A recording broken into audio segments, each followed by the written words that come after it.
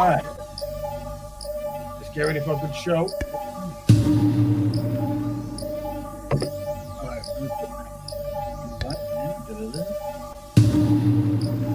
What's that? New.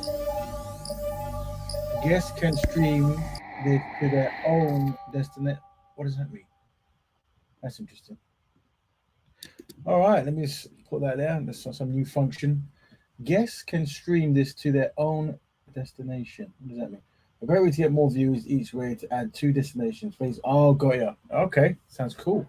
Let's do that. We'll look that up in another time. Welcome, everyone. I am Rap Raven, your host of the Betterment Broadcast. This is show 132. Fantastic. Excellent. That means 132 attempts at working with black people to help black people. Isn't that fantastic? Yes, it is.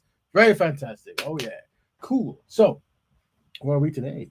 Let's see if I can find the document. It's somewhere here. Here it is. Found you. All right, we're going to go through the traditional start we normally do. So please bear with us. Tell a friend to be a friend of the broadcast. So this is the hard truth we're going to start with. I'm sure you can understand. Let's break it down. When it comes to work as a collective with only black people on matters that benefit black issues, black progression, and black ownership, black people are collectively inadequate. That's right. There's a challenge there. We need to work on that. Okay. Statement number 2. Individually, you might find a non-black person who shows some kind of camaraderie towards black people. However, collectively, black people have no friends. It's very important. We're going to unpack that today because that's one of the main topics. Is it necessary for us to know this? Is this true? Why do we even mention such things? You say, well, it might be important. That's why we did it. And last, but by no means least, very important, probably the most important starting statement is constructive black man with constructive black woman make a constructive black family. Ooh, fantastic. That's right. So we're going to send out the link today. That's what we always do. It's a community show. It's not my show. It's a community show. And when we do, we just ask that people practice the 4D values, and that is discipline, dedication, dignity, and discernment. That's right. We send out links. Basically, the whole premise of the show is to invite people on to discuss various topics. Some people watch live, some people watch in the future. Obviously, if you're watching the future on the pre-recorded, you can't get involved. So I recommend you try to log in on 10 o'clock on Fridays to give us your opinions, back and forth, see if we can work together to help black people. Good idea. Fantastic. Yes. All right. Can use descriptive language instead of derogatory language help black people stay better on topic? That's right. If we cannot use derogatory language, please. It doesn't really help the conversation. I know sometimes we get furious and it comes out. But if we can be as constructive as possible, it makes the broadcast flow easier and it makes the content be able to shed to much more diverse black people, meaning very young, very old, very, sheltered and all that good stuff. Right. So what's Black Betterment? I hear no one say. Well, it's black people helping black people on black issues for betterment. That's right. It's a lifestyle where black people help black people on black issues for black betterment. It's a complete lifestyle of being aware. Awareness is very important. If you're not aware, then you just go with the flow and, who knows where you're going to end up. But having structure is important. It's uphill battle it is, but we can try to get out there. Cool. We're going to show some videos today. We haven't blackified them, so they'll be in full color and all that stuff. So hopefully we won't get in trouble. But we're watching it for news report and, what's the other one they say? News report and scholarship and research purposes. There you go. Found it. So I'm going to also post the Black Betterment Instagram. Feel free to follow it. And let me do that. There you go. For that, we promote this show on there. Now, we have started with today's fantastic, brilliant, mega good show. 2 topics, as usual, sometimes 3, sometimes more, sometimes less. Depends what we press. This one comes from contributor, Empress Kushti there. Is it 2, 1, 2? Yep. Very good contribution there. She's asked, what's stronger in the black community? The street code, the road code, or the black code? Yep. I've got black. I shouldn't have Black Betterment there. That should be edited out, but don't worry about it. And how does knowing collectively black people have no friends help black people? Well, so these are the 2 topics we're going to tackle today. So the first one comes from last week. It was getting very interesting. Those who tuned in last week, we had a very fantastic, super good show. We were talking about a lot of things. Let me think. Were we talking about Tunisia or something? We were talking about something. My memory's not good because as you get older, you forget everything. But we were talking about relationships, I guess. That's right. Who's responsible in correcting black men? And it should be black men who tell black men, there's issues, things they're doing that's not constructive. And then I think the question was asked like, why do black men maybe not tell each other certain things, and then the word came, oh, there's the bro code, where there's certain behaviors that black men will protect or forgive other black men because of a code. And the question was asked, within these black men, what's more important, the black code or the bro code? So the black code is basically a concept or idea where you're dealing with where behaving in a way that benefits black people, staying on code, not doing things that might undermine black progress. But some people ask, what is more important, the bro code of protecting men from whatever, behavior patterns they do that might not be beneficial, or we do, I should say, and versus the black code, isn't it? Being constructive and trying to find solutions with black people. So we started that. So yeah. So and then obviously we're going to move on to how does collectively black people have no friends. I'm thinking, which one should I start with? Maybe start with that one first, then we go to the bro code. I think that makes more sense. So what we're going to do, we're going to start in reverse. Big up everyone, and that gives me time to pin the link up the top. Fantastic. We're going to start in reverse, and then we're going to go to first, then second, I guess. So let me just find the video. I found it. So what we're going to do, basically, how does knowing collectively black people have no friends help black people? Well, I'll answer that now, and then we'll jump to the video. So basically, what it is unfortunately many black people are not defended. They're not actually prepared or aware of life's truly tragic situations that we find ourselves in, unfortunately, right? And what happens is there is this belief that you might have one great friend from a particular people group, and that one, 2 or 3 or 4 or 5 or 8 or whatever represents that people group as a whole.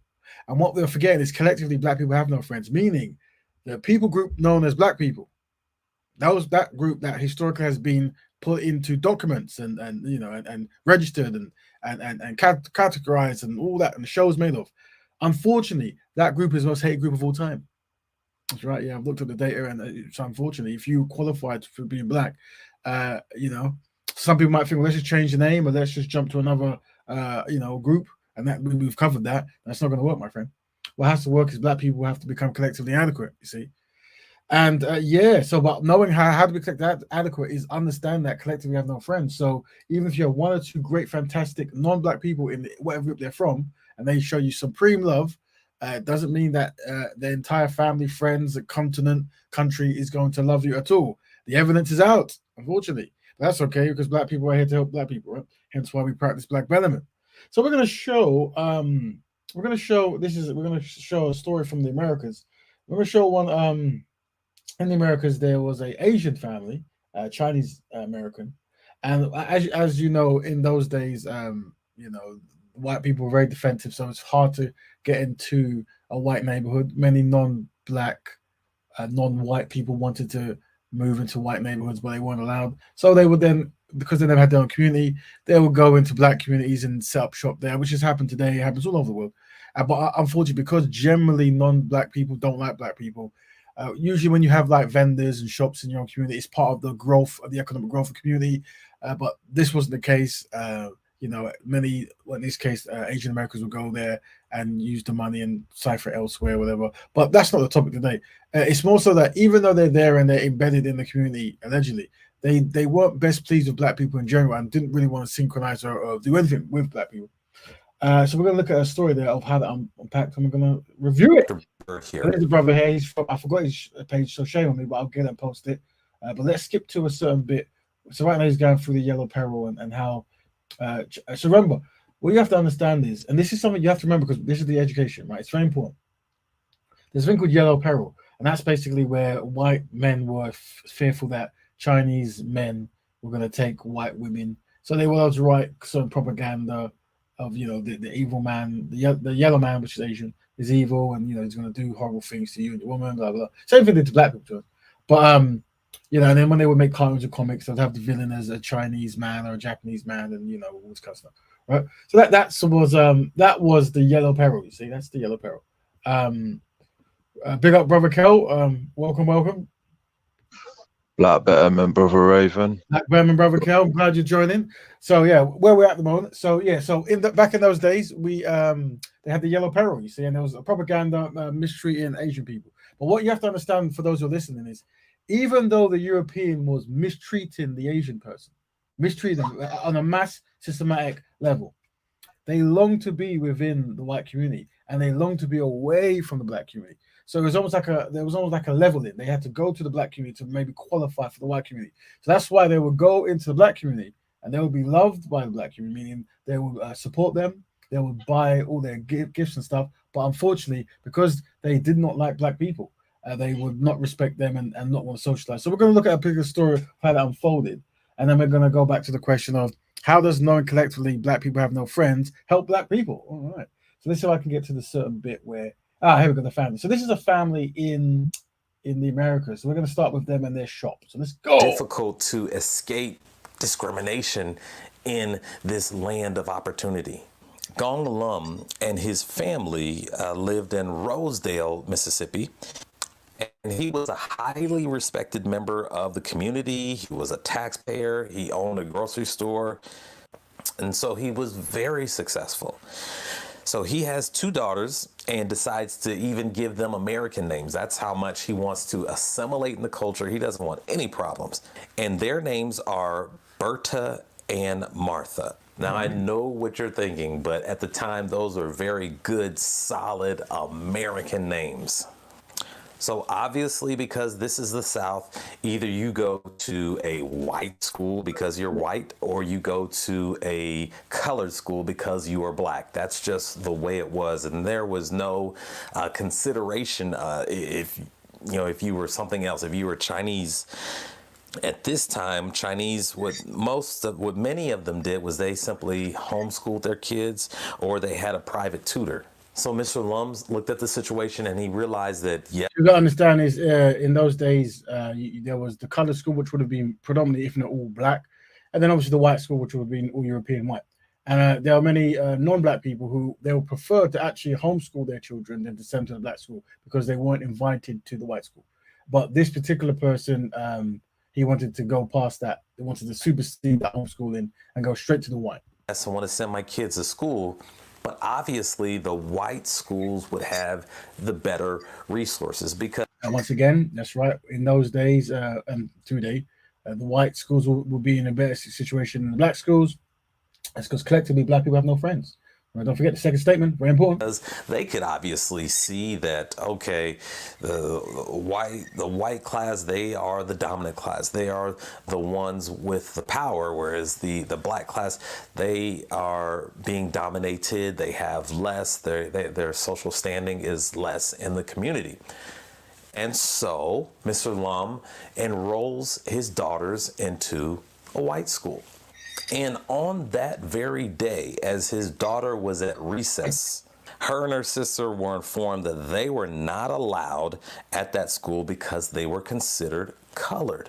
So Mr. Lum is fighting mad. He retains a lawyer. And you know what? He initially wins his case against the school board at the local level. The school board ends up taking the case to the state Supreme Court. And there, Mr. Lum and his lawyer, they make an interesting argument that the colored schools are inferior, and this is a violation of his daughter's 14th Amendment rights under the Equal Protection Clause, which in short says that everyone should be treated equally. So in 1925, the state Supreme Court is going to side with the district because Martha is not white. And the court would define her as colored. And Mr. Lum and his lawyer would not give this up, and they would take this case all the way to the Supreme Court. And sadly, the Supreme Court ruled in a 9-0 decision that the state Supreme Court had it right, and the school board was correct in forcing Mr. Lum's daughters to attend colored schools because they were not white, and so therefore they were colored. So after the Supreme Court came down with this decision, Mr. Lum decided to move his family to Arkansas, where he could enroll his children in a white school. But it's very interesting in that even in losing this case, they do set a nice foundation for what would come about 27 years later with Brown versus Board of Education, the case that again, once again, successfully desegregated schools. And so it's very important to remember all the people who played an important part in making our society better by challenging stereotypes, challenging discrimination, because we are better off for the sacrifices that so many people have made. I bet this, bro. I'm not too sure his show, but I just used his actual page because, well spoken, brother, and he's speaking history. What he failed to bring up, and he, as part of the education as well, is actually the Mr. Lum, I think his name is, actually believed in segregation. He believed in the separation between blacks and whites. He just wanted to be in the white community, you see. And this pro gentleman has been very kind, and that's something we shouldn't really be. We shouldn't should say what it is. And this is part of the issue as well, as in, like, maybe this brother doesn't understand that collectively black people have no friends, you see. So whenever there is behavior patterns that isn't in our best interest, we have to call it out.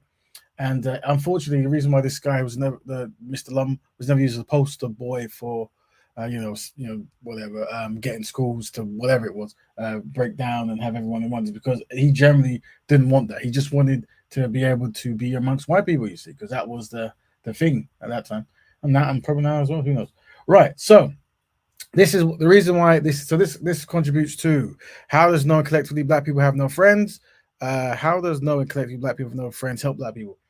Because what it is you have to understand that so much of your money and resources now go into a person who doesn't like you at all, and is part of a system, a collective that also doesn't like you, right? So you're better off trying to form your own stores, your own kind of ownership, your own what's it, message? There we go.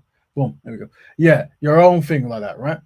And this is the thing. So, Brother Kel, any thoughts on this concept here of how does knowing collectively black people have no friends help black people? Yeah, it helps us a lot. As what you were saying, we can circulate the black dollar or the black euros or the black pounds. We can secure the neighborhoods as well, and increase institutions. I believe, like with us as a people, we don't understand that the Europeans, Middle Easterns, and Asians, they all unite upon that they don't like us and want to take things from us, and they're very envious of us. And even if they fight amongst each other, the dopamines that they have to destroy any black betterment that we want to do, they will unite with one another than to unite upon your rights. That's why it's so easy for them to kind of, like, be around us and pretend that they like us. Remember what we always speak about, Brother Raven? They know how to separate politics and personal feelings. And then when the Europeans, who predominantly control things, open a little bit of the door, then it's easy for them to run through that door and help them, because the dopamines of destroying us and having more than us is always going to prevail. Yes. Very true there. Very unfortunate. So yes, family, that is one of the many case studies we shall be doing, have done, that we'll continue to do, about why it's important to know that collectively black people have no friends. Yes, you're going to have many non-black people who are nice and cool and good to them. Good for them. Excellent. But the thing is, you need to learn how not to, like, completely jump out the window with emotions when you see, any kind of good gesture or goodwill. Remember, we've been culturally compromised, and that's unfortunate, you see, very unfortunate. So sometimes you need a code, you need a template, you need an idea. And the idea is black people and black issues. As long as you follow that, you're going good places. Now, we're going to quickly skip from the second topic now to the first topic. Very important one, I'm sure. We send the link out, so feel free to jump in. And what is stronger in the black community? The street code, the bro code, or the black code? And we're focusing more so on the bro code, but we can jump back and forth. And the reason we ask is because, there's some people have observed that when it comes to black people, we're going to hone on men at the moment. The street rules might be more valuable to them than actual black rules, you see. And street rules might be more valuable to them, even if they're not actually in the street or doing any kind of street activity. They're not even in the street themselves. It's just some kind of alliance to an identity, right? And so this is something we want to observe and see what's going on there. And also the bro code, as in like, you know, you understand you don't want to see another man get, you know, in some problematic situations.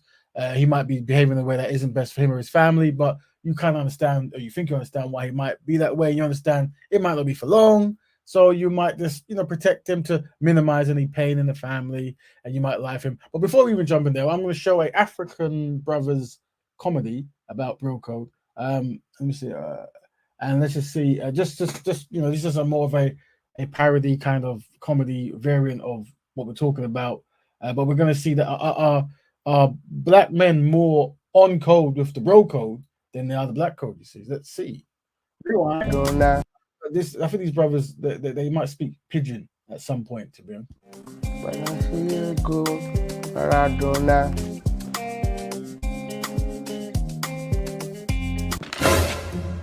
Where were you last night? Babe, what's up? How are you? Don't WhatsApp me. Where were you last night? I heard you were with some girls. Where was I last night? Yes. Who is the information minister that is giving you gist that you're saying where was I last night? Where were you last night? You are saying where was I last night? You broke my laptop this night. Oh God, where were you? Leave all those ones. Where were you last night? That's what I want to know. I was with IY. We were playing FIFA yesterday. Oh yeah, call IY. Which one is call IY? Call IY. Call IY. No need for stress. Call IY. When do we start on this one that you say I should be? Call IY now. Say you were with him last night. Call him. No wala. No problem. Yes, call him. I should be calling. You are not monitoring my movement. Call IY, Oga. Call him. Weary. Hello, bro. Put it on speaker. Which one is put it on? Put it on speaker, Oga. Hello, Alpha. Oh my yes. I beg. I want to you something.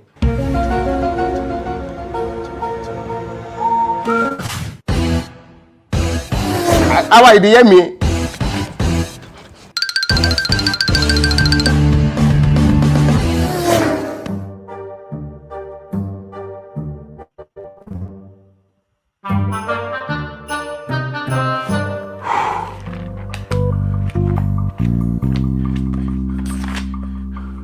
Yeah.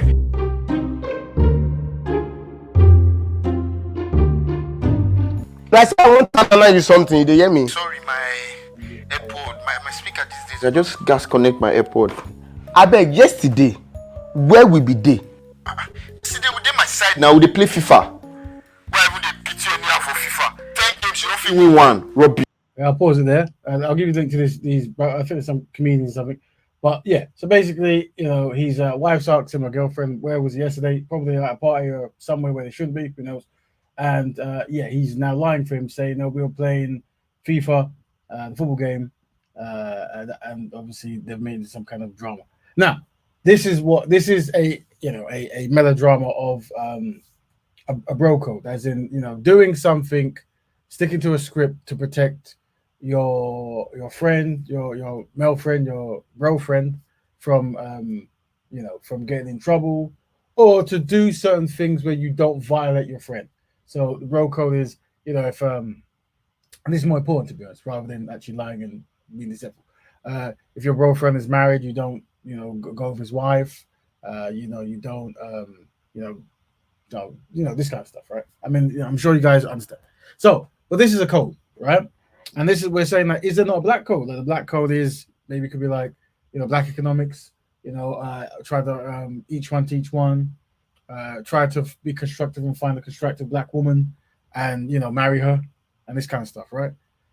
You know, but what you're finding, unfortunately, with the unsynchronized black man is they'll come on platforms or they'll go on TV, whatever, and they'll, you know, they'll be very strict on the bro code and the street code, but not that strict on the black code. You see, not strict. They don't even know the black code. The black code is a mystery to them. It's beyond the mystery. What is a black code? There's not such thing, according to them. So this is the question we're asking. You know, is that what it is? And we invite any black man synchronized or unsynchronized, to come on, and we can discuss, what is more valuable to you, the black code or the bro code? How long have you been practicing the bro code, if you do it at all, and what's the benefits? And can we invite you to actually practice black code? Doing things that's optically beneficial to black people. Funny enough, random stuff. I found maybe I'll play at the end. So once again, going against the black code, in my opinion, I came across randomly on YouTube or scrolling a page set up by a black man called Swirling something. So for those who don't know what swirling is, I assume it was black women, unsynchronized black women who might have came with it. But I think now unsynchronized black men are going to use it as a counter, or just to, join forces. And it was a whole page dedicated to what they call the passport bros. You see, and this is for those who don't know, it's men who claim they can't find a woman in where they live, so they get a passport and they go to another country to find a wife or a girlfriend or some kind of attention from the opposite sex. Yeah. So I came across a swirling page for men, and I might show it a bit later, whatever. But it's very, very shocking, and because it was going to tackle to another topic that we're going to move to, maybe not today, but next week, and that is losses disguised as wins. LDWs they call it, right? It's losses disguised as wins, and how we should tackle the kind of promotion of not fixing your own community and then going to other communities and taking what has been fixed there rather than fixing your own community. If you feel there's an issue with the women in your community, then what are you doing to fix it rather than going to other communities and doing that? And this is a direct conversation to men, black men, because that's how leadership works. But we're joined today by a fantastic contributor in Brother Kel. How you doing? Any opinions on, is the black code important versus any other code? The black code is very important. The problem is that the black code doesn't produce any opportunities, yes, and security. When it's very interesting that our beloved son sister last week was mentioning the bro code, and she's absolutely right. The bro code, sorry, is comprises of, we have access to all different types of women. It's also based upon, unfortunately, because of the Roman Greco culture, that they believe that the woman is a handmaid of the devil, so she made the first man eat the apple, so she's dangerous, she's devilish, so we must unite against her. This is the Roman Greco culture. It's also been passed on to us due to our great downfall. So we have that in us, you understand? So whenever a woman's around or she says something which the bro code appears to be unsynchronized, then we must unite. But the bro code, opens up opportunities. The street code, as those who know, who have family members or live that lifestyle, that entails what? Opportunities of power and to be feared. So we have, you noticed, brother, everything's to do with some form of a reward and a gateway to opportunities, whereas the black code, nothing really gives us anything. So I can see why we would lean towards that, unfortunately. A very good point. So Brother Kel was highlighting is the black code. And keep in mind, remember, historically, the anti-black racist has always made succeeding difficult, you see, and always rewarded unsynchronized behaviors, destructive behaviors, self-sabotage behaviors. There's always that technique of, you give less other people a lot of the economic wealth, and then you have them control the rest, that kind of stuff, and then you just parlay all the other resources into your own economic empire, blah, blah, blah. So yes, and it seems that today there is no real infrastructure where stay on code might even benefit you, you see. So it might be, for example, making sure you shop in black restaurants or black vendors and this kind of thing. And then you might realize that for some reason you're not going there because maybe the black vendor might charge 7p more, 8p more, 4p more, £1.50 more, this kind of thing. Or wherever you're from, yen, pound, euro, whatever. And so I'm going to go to the non-black person who probably has a network going on. You see, a network of many other people groups, let's say Asian, let's say white, who knows? And they've been trading for eons. They're probably trading goods to black people, as you find. We are very big commodities, big spenders. And and then they've got a network where they can actually charge 7p less. And obviously, you go, whoa, it's 7p less over there. But that's a show we saw today with Mr. Lem. I think his name was Along. I've got his name, shame on me twice. Even though he was in the black community and the black community made him very wealthy and respected him very much so, he despised black people. That's right. And he longed to be in the white community. Longed. Couldn't get enough of it. So, So we're highlighting today what is strong in the black community, the street code, the broad code, the black code. So definitely, regardless of which order you want to put it in, we know the black code is low. So how leadership works is, what are we going to do about it? How do we reward good behavior? What do we do to punish the poor and pleasure the the good? I don't know what word to use. Yeah, but what do we do? And I think that's the idea of these shows. You see, this shows we are campaigning, we are propaganda, we're doing all the things you can do to make black people win. And sometimes we have to sit down, and we've sent a link out for our family. If you wish to jump on the show, as long as you're constructive and you're black, you can jump on. You know what, Brother Raven? Go ahead, Brother Ken. Melanated Goddess has said something very beneficial, you know. What you saying? Which particular one? The first one. Why don't our men open up hair shop? Let me put on the screen for the family. Why don't our men open up hair shops for their women? Good idea. They know it's lucrative. Why such an emphasis on trapping? As in, trapping must mean, I think, the illegal drug trade. I'm assuming, right? Unless that's a fashion word. Well, see, this is what we're dealing with, because we understand that black women do buy a lot of beauty products, black beauty products, we should say. So clearly that should be. And funny enough, we did actually highlight this, and it's something we have to get back to. And that was, we started the co-unity spend, and one of the first shops we were gonna a co-unity spend, for those who know, is where we systematically get hundreds of black people to shop and potentially buy an entire stock of a shop out and make a whole celebrative day of it, and invite special guests and do streaming and all that good stuff. It was an idea we tried, but obviously this happened right before COVID. But the first store was actually going to be it wasn't a black man, it was a black woman, still a win. And we were going to systematically shop in one of her stores. I think this sister had 2 or 3 stores, but unfortunately one had to be shut down because of lack of clientele. So we're going to shop in one of them, but we didn't get around to doing it. Shame on us. But it's something that is on the books. And when we start the co-unity spend, we will be going around taking black people's businesses, addresses, and then doing campaigns to systematically shop them as a learning exercise to teach black people to shop black, but also for that one time only, give them a nice, good pay rise, whatever it is. But good. That is a very, very good point. Very good point, isn't it? I mean, that's 10 points. I know Sandra Cox. She's got like a factory, hasn't she, and a hair shop in East and South. Yes. Oh, Sandra Pinnock. Sorry, Sandra Pinnock. That's actually that's right, Sam. Yes, Pinnock, right. Yes, that is very true. That is a necessity that we were trying to patronize her business. Yeah. And okay, good question. We focus on negative things like trapping because it's all we see now. Right. So this is what we big up, brother Dominic Smith. There. This is another thing about optics. I think last week, I think I read in here. Yeah, I did. How cool. That was nice. No, we don't see that. So yeah. let's where is it? So we were talking about templates, agenda, and optics.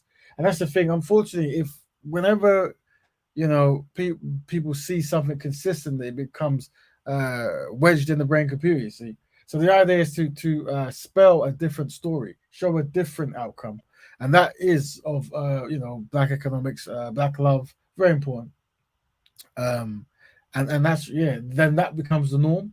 But once again, I will be going on the crusade where I'll be jumping on people's panels to discuss black love, black economics, and obviously black code. Like, how can we be on code? Now, once again, we start the show by saying, you got some controversial things in this show. Like you start by always saying that black people are collectively inadequate. Oh, shocking! And you also say that black people collectively have no friends. Ooh, shocking! And black people, and more shocking than all of that, a constructed black man, a constructed black woman makes a constructed black family. Very shocking. Yes, this is the key to the solutions to black people. You see, the thing is, you need to understand how to control narratives, and sometimes you have to go step back or step forwards. You will be, if you try to be constructive amongst many black people, you will actually be shut down, unfortunately. And that's because, unfortunately, historically, and we're going to do a more unraveling of this idea philosophy. What's happening is there's a concept that I'm calling white betterment. What I mean by that, let's break that down. White people historically, as a collective, would go around and they would colonize, they would enslave, they would rape, rob, and it was never nice. It was never nice. And they would do this, and they would take many resources and put it into their empires, and they would fight amongst themselves, but they would still have honor amongst themselves to make sure that they benefit, and they would carve up Africa and this kind of stuff, and plenty more things that would take half an hour to explain. But anyway, there was a certain point where someone said, you know what, we should stop doing this for many reasons, right? So the white code or white betterment is literally this literal philosophy, right? It's literally this. This is white betterment. Let us not openly do things based upon color. So let's not openly say that. Now the reason, so that philosophy then became white betterment, as in, because we've done doing so many things, let us openly not confess these things. Let's openly not do things based upon white. Although, unfortunately, for non-white people, the structure is already in place where they no longer need to say these things. It's just they don't need to say it because they've done it for so long. For example, if you need just a symbolic imagery, you could be in a great community that you set up, and in that great community that you set up, that you've definitely made sure no non-black people get in. And we showed the example of this earlier with the Chinese trying to get into the white community. And what happens is you're on a table and you're thinking, you know what? I'm not going to judge people based on color now. I'm just going to close my eyes and pick any one of these people, and they're going to then have the next job. Well, if you're in a room with just white people, you know who's going to get the job. You don't need to say I want white because it's just white people there. So these are the networks that have gone in place. So unfortunately, white betterment is openly telling the world we are no longer going to do activities based upon color, as in openly. That's what this is what they're saying, right? But whenever a black person who is actually marginalized and being rendered collectively inadequate, you have to do things based on color. You have to look for other brothers and sisters to work with to fix what was taken away. So then you get the unsynchronized black person who will come in and say, no, that's not good because you should judge in color. What they are doing is they are actually helping practice white betterment. You see? They're practicing white betterment, but they're not practicing black betterment. Because black betterment, you see color, meaning you see your community and you actually try to fix it. You make a conscious effort to fix it with effort, philosophies, dedications, templates, optics, you name it. That's what we're talking about. So that's what we're there. That's where we're at. So let me go back to Brother Raven. You know, it would be good as well for the little young son children. If there was like a little cartoon, brother, and you used to do your voiceover and explain what you said there, brother, that would be very marketable, you know. Because you understand what I'm saying, innit, brother? You understand what I mean? Yeah. It's funny you should say that because you've probably seen it yourself. Maybe I need to try to find out who's doing it because I know the people are not connected, but they work together. And that is there's a brother, a black brother. I assume it's black brother. I'm not sure wrong. I would like to think it was, right? But where he takes many Brother Needy Fuller Jr. stuff and Francis Cresswellsian and a few other brothers and sisters, and he takes their old shows they've made back in the old days, and he animates into a. Have you seen that? I don't know if you've seen it. I have. Yeah. Very effective. Very effective. And as the character's talking, he does other animations in the background of what they're saying. So this is a very good idea, Brother Kel. Definitely marketing, optics, good stuff. Now, where are we? How does no collective black people have no friends help people? Well, I've got this link here. I'm just going to the things I haven't downloaded the video. So all we can do is where are we? Oh no, before we get there, before I even jump anywhere else, we have to invite others. And any questions there about What is strong in the black community? The street code, the bro code, the black code. If you want to vote, if you're in the forum, what do you think is bigger in the black community? The bro code or the black code? Feel free to vote in the actual forum itself. Leave your message.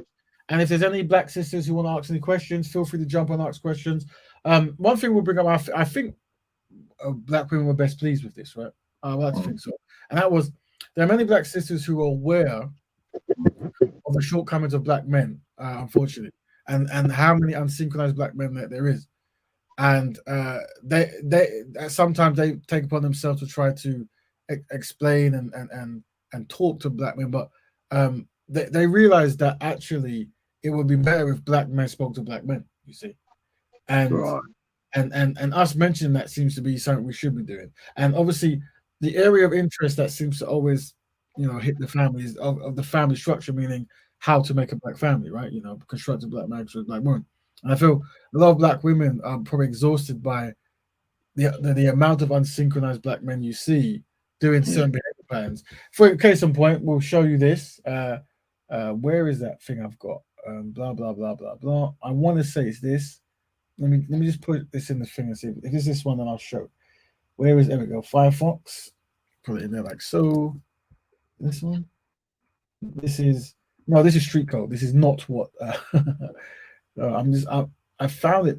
Is it YouTube? There we go. I found it. So not that I'm promoting this stuff, but we have to do case studies, and this came up on my feed. Okay, very interesting. Let me save it now. Let me show. So if I go to StreamYard, I'm going to talk through this. Present, stop share, and present share, and then let's find it. There we go. I would say it's this one. Nice. So basically, this is it came off my feed. The algorithm. It's called Swirl Society, and it's of black men exclusively. Black men in the arms of looks like white women.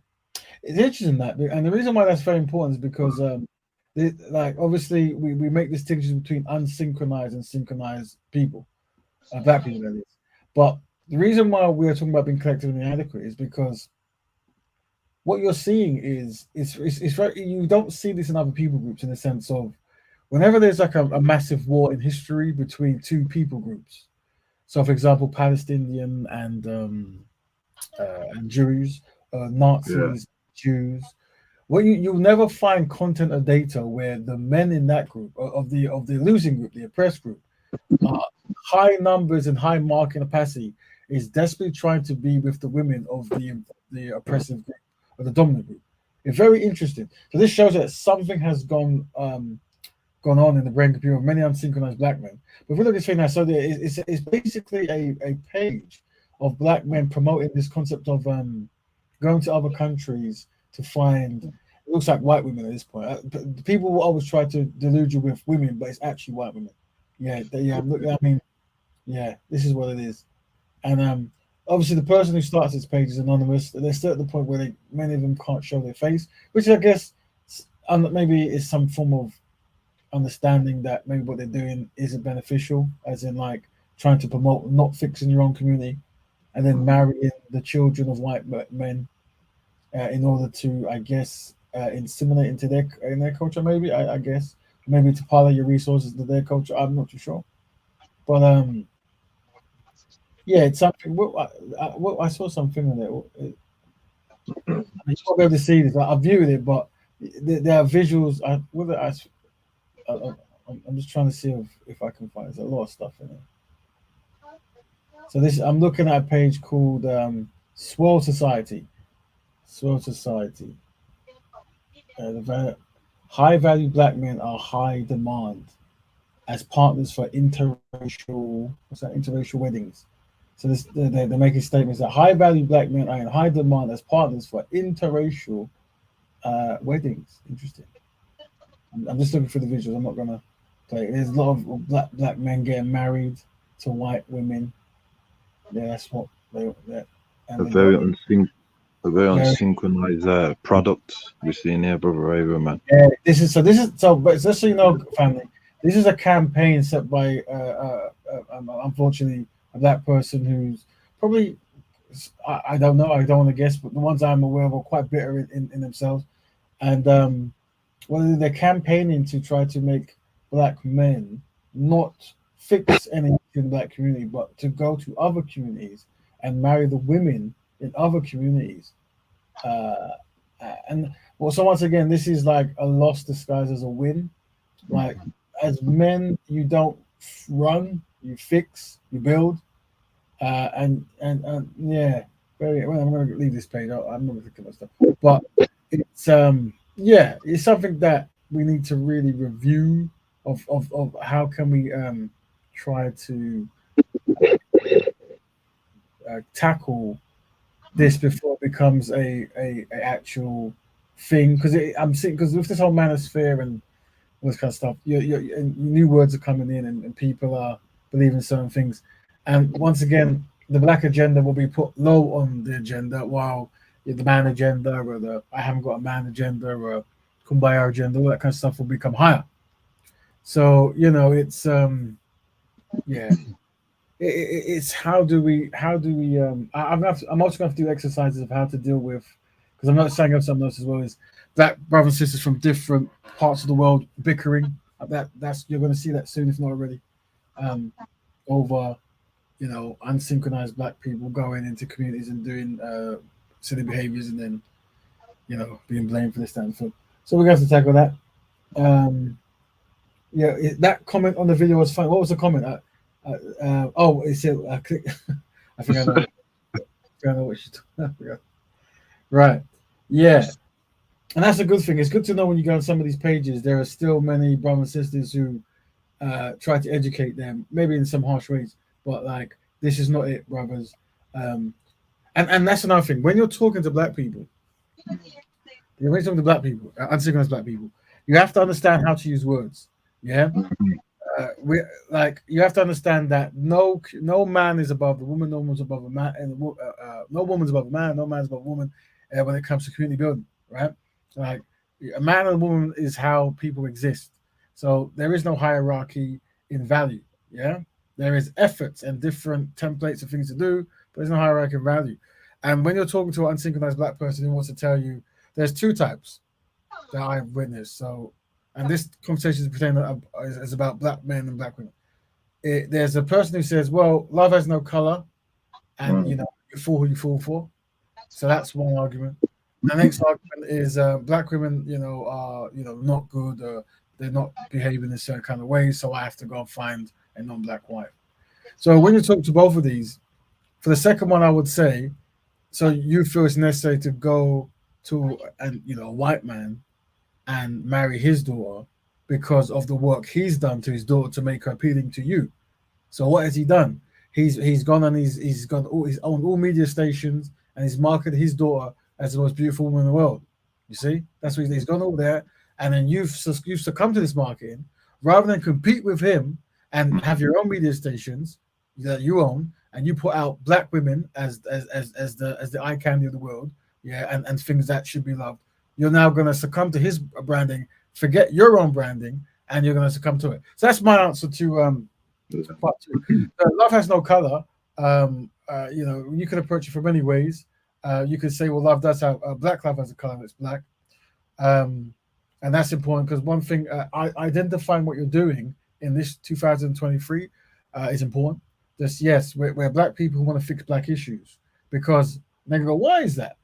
Because black people are collectively inadequate. You see, without putting that there, you'll get so much kickback, because they'll use white betterment. You see, don't judge things by color. Everyone's equal. Blah, blah. But that's not the case with black people. You see, you have to see things in a color dynamic, and in that color dynamic is, how am I working with other black people to fix black issues? And one of the things that need fixing is the black family. You see, how do you promote black love, constructive black love? We have many ways. The sister just said, I big up the sister. Should there not be a movement of black men trying to own black products or black beauty products to sell to black women? If we understand that black women are buying a tremendous amount of black beauty products. They buy it in this particular country, it's usually from people from Indian descent, while in the Americas, it's maybe Korean and Canada might be something different. I'm not too sure. I assume Korea again, or maybe Indian. I don't know. But why not try to actually own that? And that would be a way to circle the black pound, the black dollar, the black yen, the black euro. So these are ideas, you see. If these ideas make sense, feel free to jump in. Let's talk about it. Let's get a movement going. What can we do to promote these ideas? Feel free to jump in. Today's topic is what's stronger in the black community: street code, the bro code, the black code, and how does knowing collectively black people have no friends help black people? How does it help? We tried to explain it today. We tried to give you examples. I assume we'll be going on my crusade while I jump on people's panels and try to. It's good. I think it's going to be easy because I'm seeing a lot of this this kind of like manosphere black content, And here's something you have to always. Here's how I break down data, right? Because if black men generally did feel that black women, this is if there was they felt that black women are going down a path that black men don't like, well then you would offer a solution within the community, wouldn't you? Right? You would offer like, here's how we can actually address it, and you'll do it from a kind angle. But I never see solutions in these places. If anything, I just see ran away concepts and blaming concepts. This is not how people build themselves. You see, you definitely, anyone who's promoting the division between black men and black women cannot really be about the community because that strategy was used by anti-black racists many years ago. It was very good strategy, very effective. Of you dividing the black man from black woman, because we understand that that's the basis of every single kind of anything, family, economics, whatever you name it, right? The black man and black woman come together. So if we are divided on those things, then we're not going to be able to do other basic things at all. So we've got to be careful of what we contribute when we do these content out there. And I think what Brother Kel is doing is very, very, very important, is we try to, when we can, make a distinction between synchronized black men and unsynchronized black men, and synchronized black women and unsynchronized black women. And there might be a chance that a high number of our people are unsynchronized, you see. There might be. But we still want to emphasize that there are synchronized brothers and sisters. And to be honest with you, these are the ones who we're going to want to hit up with to actually start the first kind of wave of betterment, ownership, and these kinds of things. Let's read some of the comments. You say that, but black people love spending on white people. That's right. I think it was Claude Anderson did that kind of joke where he says about his black friend goes past the black shop to buy ice from the white shop because he says the white man's ice is colder. I remember that. These kinds of myths and stuff, whatever. But so any questions in the forum? Let us know. Anyone wants to jump in, you can. What are your views on the bro code, the black code? What should we be enforcing? I guess maybe some bro codes won't want to talk about bro code because it maybe goes against the bro code. I don't know, but do black men prefer the bro code over the black code? Is it easier to do manly things than black things? You tell me. You tell me. Where we go, Senate? Agenda. This is last week's stuff. Yeah. That's quite interesting. For those who know, last week we were talking. This is optics, by the way. Last week we were talking. If those who weren't there, we were showing. There was an Oscar performance of this kind of thing, and they got all the black people to get in a room to take a picture, and we were saying that it was good that black men and black women had black husbands and wives, and they brought them, and then they came, and that optically that's a nice looking thing, you see, from an optic standpoint. Unfortunately, in certain industries, certain arenas, because of the high levels of miscegenation and black men not want to be black women and vice versa, when they get to a certain economic standard, if you would take that picture, you won't be able to take a black love picture, a black community picture, because it will be integrated, you see, and then you will lose the optical effect that you're trying to promote, and that is black love, black economics, black people working together. It's very important. This is very important. Like, it's a campaign I'm gonna, because obviously in the UK we're not going to talk about, and I, but it's something that once one person breaks down that barrier, it's going to be a thing. But it really has to be a thing that we talk about black economics and black love. I mean, after all the research I've done, I'm concluding that it is the primary. It has to be. You said so. Yeah. So family, we've hit the 1 hour mark at the moment. We've hit the 1 hour mark. Did we listen to the? I'm just trying to feel. Oh wait, we looked at. We saw the thing. Everyone, we're gonna welcome Empress Kush to the show. Welcome. Big up, sister. Welcome, sister. Betterment. Sister, big up. Best up, that Betterment family. All right.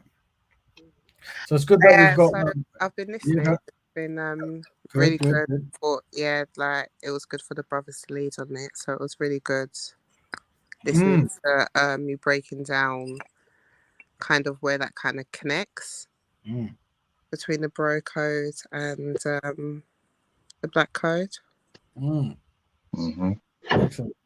Well, it's always good to get the women in our communities opinions and perspectives, more important, how things are perceived, because sometimes people might get wires crossed, but the answer is like, how can black men assist black women more, and what are the challenges that black women go through that we can help, black men can work with black men to become more synchronized to help out. And one that I was pushing forward was just better awareness about, in my opinion, the whole black family argument, as in like, it must be exhausting for synchronized black women to understand the value of black families, but to feel away, because it's almost like you're asking someone to like you, and that's never good, because it should be automatic, right? Well, it can be perceived that way. Like a black man should automatically be promoting and loving black women. And I think there's certain kind of like narratives that black men are allowed to say, where it's like, well, love has no color, and then that kind of like, delegitimizes any kind of like campaigning that you're trying to do when you promote black families. Okay, so in that example, seeing that the brothers are leading, what is the advice that you'd give to a brother in that situation? So would you try to toe both lines, where keeping with the bro code and on code, or will you just disregard the bro code and go with the black code, and give an example from both of you brothers how that would sound like in that kind of discussion? Right. So for me, I always do with hierarchy, right? And the black code always has to trump the bro code or any other code, because I'm aware that whenever men come together, or street people come together, or religious people come together, or any kind of collective metric comes together, at the very bottom of that metric is always the black people, you see? So it's understanding that there's a collective threat to eliminate black people. So that has to have priority in fixing. So that means the black code is bigger than the bro code. If I was in a situation where a man is picking a wife, or he's he's trying to find a woman where it is, I would tell him, black constructed black man, constructed black woman, make a constructed black family, and the choices you make now are going to last with you forever, right? So you want to make sure you make that choice right now. Now your views might change, but if your views change and you haven't picked a black woman, once your views changes, you're already stuck with a choice you made in your past. So that's how I would. So there one of the bro codes is you can't pick a woman for another man. Yeah, it's like if a man picks a wife, you're not in bed with her, you're not marrying her. What business is it of yours, right? So it's one of the bro codes, like just let a man be, as long as she ain't doing anything that's destructive. Now, how I would splice that is, black betterment is one of the best things you can do for your community, and there's some easy wins, and the easy win is constructive black man and constructive black woman. That's the easy win. Yeah, that's the easy way. But that's how I would approach that situation. I hope that answers some kind of question. Yeah, and you definitely did, because you just gave an example of what you would say in that scenario, and you've clearly shown that you'd put the black code over the bro code in that scenario, because obviously there's a big thing about ego. So that would have definitely been bruised, because I think a lot of them kind of use the kind of collective agreement, or the ones that don't agree just remain silent. Yes. So they never necessarily say their say their position, if that makes sense.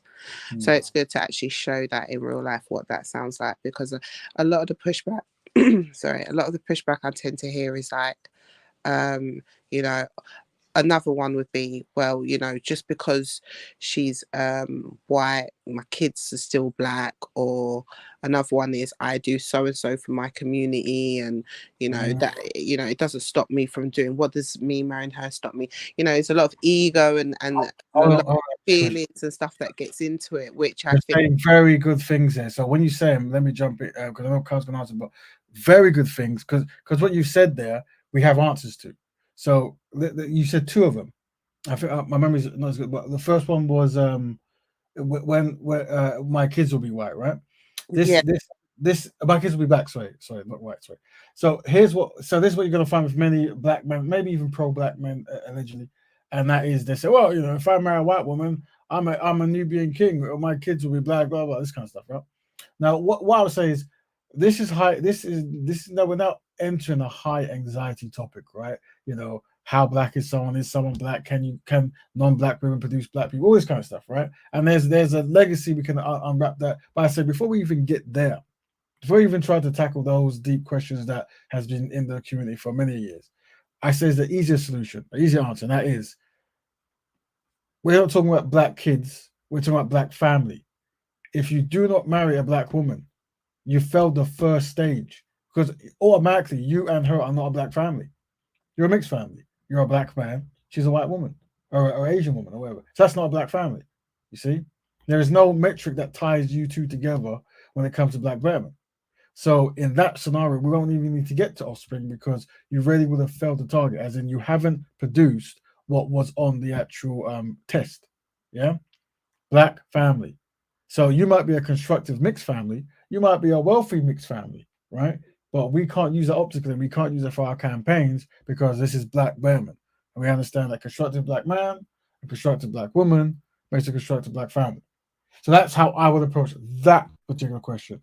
What was the next one again? There was you said the two. What's that? just because I say out of the race doesn't mean that I don't do anything for the black race. There's a lot of things that I do and I'm involved with, and yeah, Yeah, so a lot this of is more complex. Yeah, good one. So and obviously, brother Cal can jump in whenever he feels he needs to. So this one's more complex when you're dealing with black men, because there was I think someone was talking about a politician many years ago. I remember I was on a panel and they was talking about a politician, and he goes, "What are you talking about? This particular politician, he's got a white wife, and you know he helped black people, and then you know now he's dead. His wife's taken over, and she's still in there helping black people." I'm like, okay, so she's in the leader position, inheriting his company, helping black people. So can you see how these things optically now and power wise, it's now returning back to our old set? You see, with the white person on top, and that's so unsynchronized black people, they don't understand how the power dynamic. And it's like, yeah, so you proved my point. Black man was a political figure doing things for black people. He married a white woman. Unfortunately, it's usually a younger white woman, a blonde white woman, blue eyes, all that kind of stuff. And these particular people who are younger tend to live longer than their black husbands. So naturally, they inherit uh, all the economic wealth and the power. So now you have this white woman ruling in this so-called black company, and then in a power position over black people doing allegedly good things. So already, what I would do is I would try to break down that dynamic. I would also be very merciful in the sense of I would say things like, I know I might not have the power to stop you, and I wouldn't wish you, to be honest, to stop you from doing what you've already done. So you've probably married this kind of third, right? But even though you're doing that, do you think it's possible for you to promote the opposite? Do you think that even though you're married to a non-black woman, you can still promote the concept or idea that it is better for black men to marry black women for black betterment's sake? That's how I would approach that one. A very different dynamic, that one.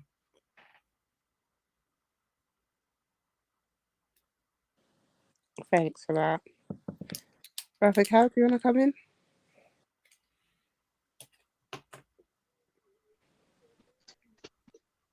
Yeah,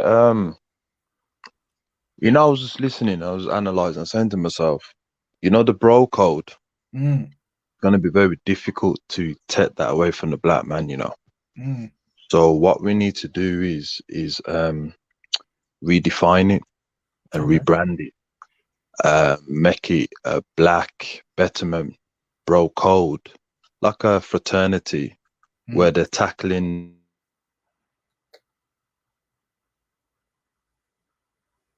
Oh, I think you might have been cut, Brother Cal.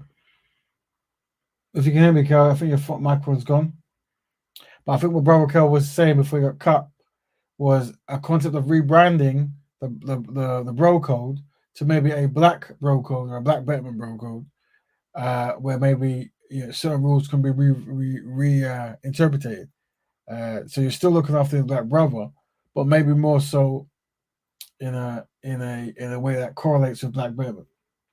I would assume. I think that's going to be tricky, and regardless, you're still going to have the current dilemma now where you have the unspoken code between black brothers and it intersecting with someone who is on code, and the way that the optics, as we was discussing before, looks, and the discussions that should be happening publicly between them, because I think that's one of the biggest battles that's happening at the moment.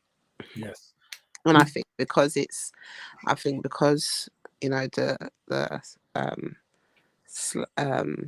bringing down of black women has kind of not on trend anymore. I think it's now on trend with a lot of people popping up doing the opposite, and it's going to just be, as usual, just people who are just there for trend and not for the truth, if people who are for the truth do not kind of step up to the plate. Welcome, Sorry Brother. about that. Yeah, sorry about my connection. When I don't know how much you heard, but we probably just heard the first few minutes. Bro code. We heard bro code. We heard bro code. Yeah, what I was saying was it's going to be very difficult to get rid of that bro code, and we're going to have to kind of like codify it, perhaps, if we can rebrand it and make it a bro code that they're trying to find solutions to get the black woman back. Because what I've noticed, because of the gender wars, I understand why women have to stick up for each other. I get that, because they're not going to be heard, etc. And there's times where they're going to have to kind of like go against the black man, especially in certain situations. So I get that. But at the same time, black men feel the same way as well. So if we can codify, allow them to have the bro code, as long as it doesn't go against the black woman, then that would be very productive, like a fraternity, as I was saying before. Because it will be very difficult, very, very difficult, man. Kind of, you know what I mean? It's, I can just see it now, okay? And then like if like let's say for example a black woman makes one mistake, oh, but look what she's done and blah blah blah, it will turn into emotions and also to wean them out of it, you know what I mean? Let them have it and then have the code of conduct as well. And then as what Garvey says in his philosophy, and that is that, you don't have to push black people out of the religions. When they see the light, they automatically want to leave them anyway. So I think that's how we're going to have to do it with black men, just wean them out of it with a bit of direction. My man is the slave master. Right. So there's a I'm just looking at it now because I usually engage in in obviously Instagram talks, whatever. And there's a video of a black.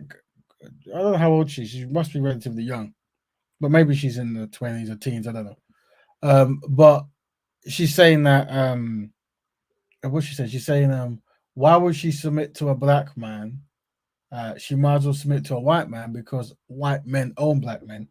And obviously people obviously gone outraged. And then I've left comments, but I've got comments back from this week you get the comments of this is why we're passport bros, this kind of stuff, right?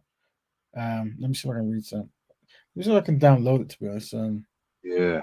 And I'll read out some of the comments. Just thinking, how do you link this? Share. There we go. If I do it, share, copy. Talk about yourself, family, while I just download this.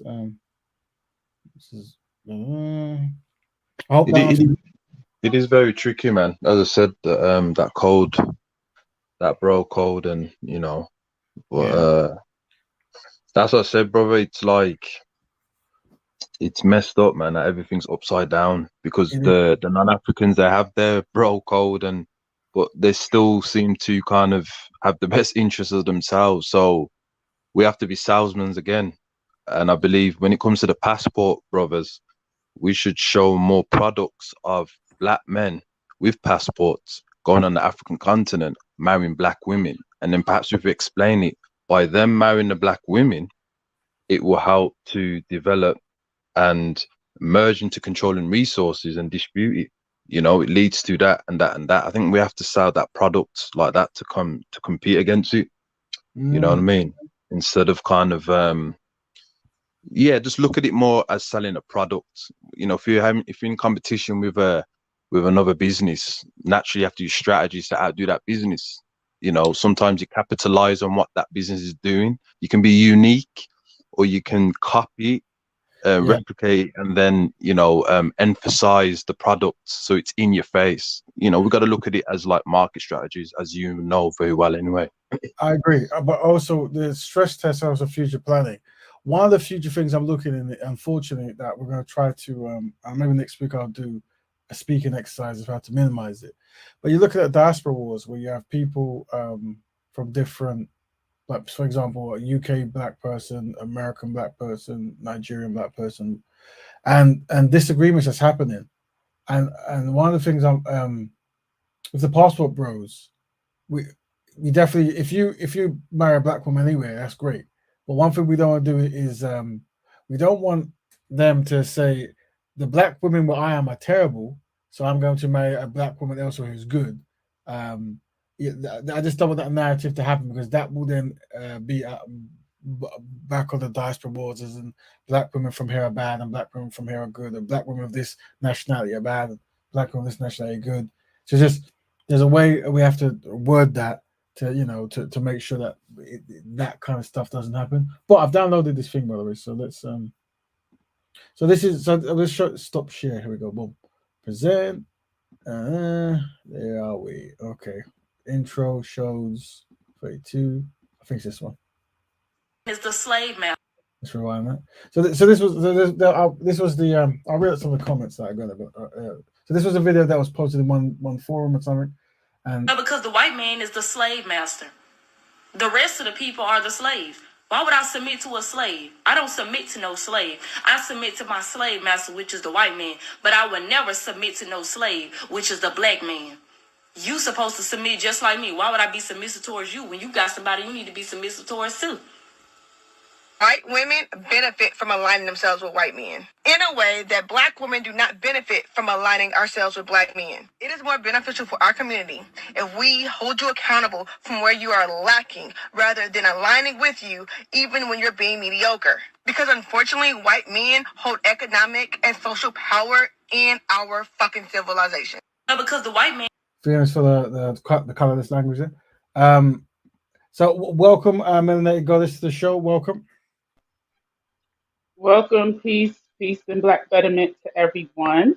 Mm. Interesting discussion. Oh, yeah. Peace, sis.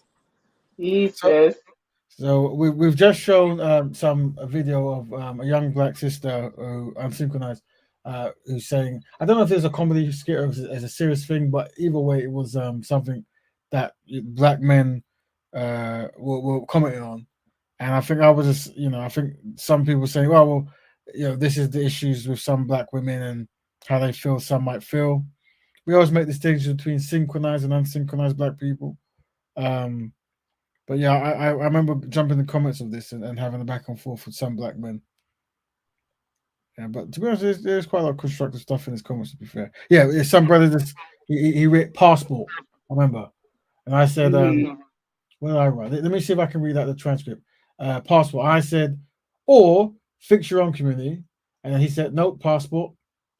And I said, I understand many black men may feel they are not skillful enough to fix their own community, so they go to get benefits from others. I suspect those other communities that they go to get women are not black, but I'm about repairing where I'm at. And then he says, it's admirable your response. However, it's way too far gone for either one of us to single-handedly fix this lifetime of this stuff.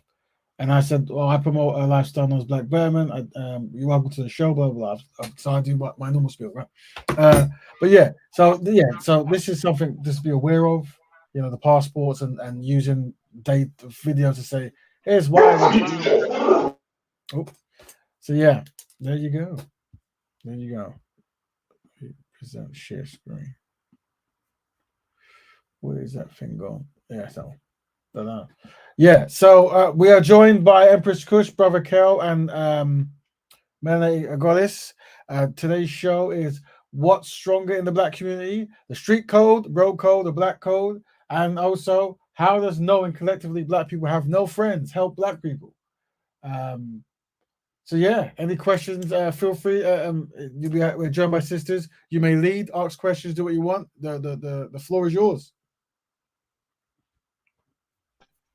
Well, I just wanted to say that, like, I think the rhetoric that those two women were just saying, it almost sounds like the identical rhetoric that, like, on the other side, where men say, you know, y'all chose welfare over us. Y'all work for the white man. The white man is y'all daddy, the daddy, and like, it's just, ah, man, it really is, like, it's just bad. It's like so many people have been corrupted by this, like, we're against each other type stuff. That when you start talking as if we aren't, they're looking at you like, wait, open up your eyes. Do you not see how the black man is killing black women? Black women die at the higher rates, through the hands of black men. Blah, blah, blah. And black men are saying, yes, she gonna put you on child support. And the thing about it is, there is some truth to all what they're saying. You see what I'm saying? So it's like, but the solution, or the direction towards healing and restoring our community, is by undoing those things, not using those things as a complete and total barrier. Like, you know what? Black women are going to put me on child support, so I'm going to go to DR and get me a little Dominican mommy and be happy. Yeah, as soon as you bring her here, there's child support here for her too. Like, they don't really get that. Like, you know what I mean? It's like, it's just the, I don't know. It, but I support the movement. I support Black Betterment. I'm a synchronized Black woman. I have no desire to be outside of my race. But I will say that the same way that these passport bros are feeling like their options for whatever it is that they are looking for, when you're synchronized, your options are, it's like slim picket. It really does feel like the majority of the community are like degenerates, like male and female. It really feels that way. And I'm using the word feel because I'm open to understand and learn that that's not the case. But I'm literally saying it feels that hear way. I hear that, and I'm aware of that. I'm aware of many feeling that way, as in once you have a conscious nature, and I'm aware potentially amongst women it might be more challenging, and I think this is the history of obviously black men, maybe maybe more highly incarcerated, more highly uneducated, more highly sought after when they become rich by every single people group. So do you know what I mean? It becomes more challenging to find a synchronized, constructive black man, sorry, right? And that's something that we want to tackle here. And I guess where the frustration in many black women might come is where you feel that there's a limited pool, but yet the zenith of your people group don't have the loyalty that you show. You see, so you know that like the most beautiful black woman will probably be looking for a black man, but the most successful, rich black man, he might not necessarily be exclusively looking for a black woman. So, so what you're saying, right? Last week, Kushti was there and Kale was there. We were on Sister Yes. Nanita's show, right? Okay. She went live, and we was having a good old black family party over there, right? Mm, And the conversation came up, and uh, like Born Rich came, and Born Rich came up because he felt like basically we were beating up on men, just like those women when they're saying white man is controls everything. He mm, hears that and he literally feels it's an attack against the black man. Y'all cut it out. I'm on the live. Be quiet. mm, Um and I'm like, no one is attacking you. We're literally black women here. All of us are saying we are extremely loyal to our counterparts, right? We're not out here swirling. And we said when we said we're loyal. You know what he said? Well, you could go bye. Like if he said if we can't help the black man mm. to, I guess, defeat the white man, he wants help from the black woman. Okay. And my response, and I'm gonna stand by it. I don't want to help. I'm tired. What do you think I've been doing all of these years? My mom been doing. My grand. That's an insult. What you think we've been doing, bruh? Mm, No, I don't. I want to be a cheerleader for my man. I mm, want to stand on the sidelines. I want to get you water when you're thirsty. I want to, you need ice, whatever, and then go back in the ring and fight. Don't tell me you want to tag me in and I'm going in the ring too to fight the white man. No. mm, How are you going to say 1 minute we masculine, but you mm, want our help? Come on. It didn't make no sense. And then when I started telling him that, he said, bye. I was like, that's your response? That's crazy.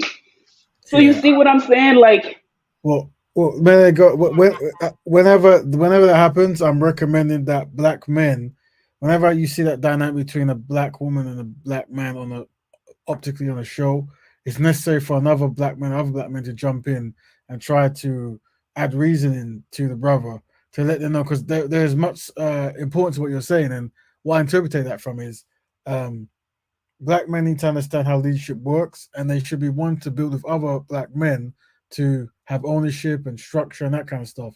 And there's certain things that isn't necessary to include black women because they're doing other things, you see.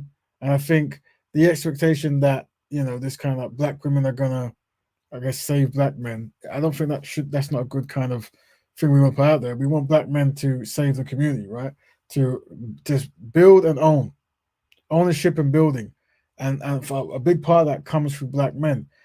He will have to articulate his challenges of what he sees or perceives he sees, but I if and this is I'm not saying this brother is that because I wasn't there, but what I would say is we want to do emotional exercises to make sure that black men are not emotional, and we want to completely separate black men from black women. And what I mean by that, in the sense of in conversations, black women shouldn't come up at all. It should be a black man conversation, and there's no need to be looking towards black women for the solution, because black men have to come with the solution. You see, and I think maybe to a certain extent, so many black men who might have only been around elderly women, i.e., grandmas and mothers, and not fathers. Maybe I'm assuming I could be wrong. Maybe they've got used to that concept of always looking up for solutions through a woman, because growing up that's all they've known.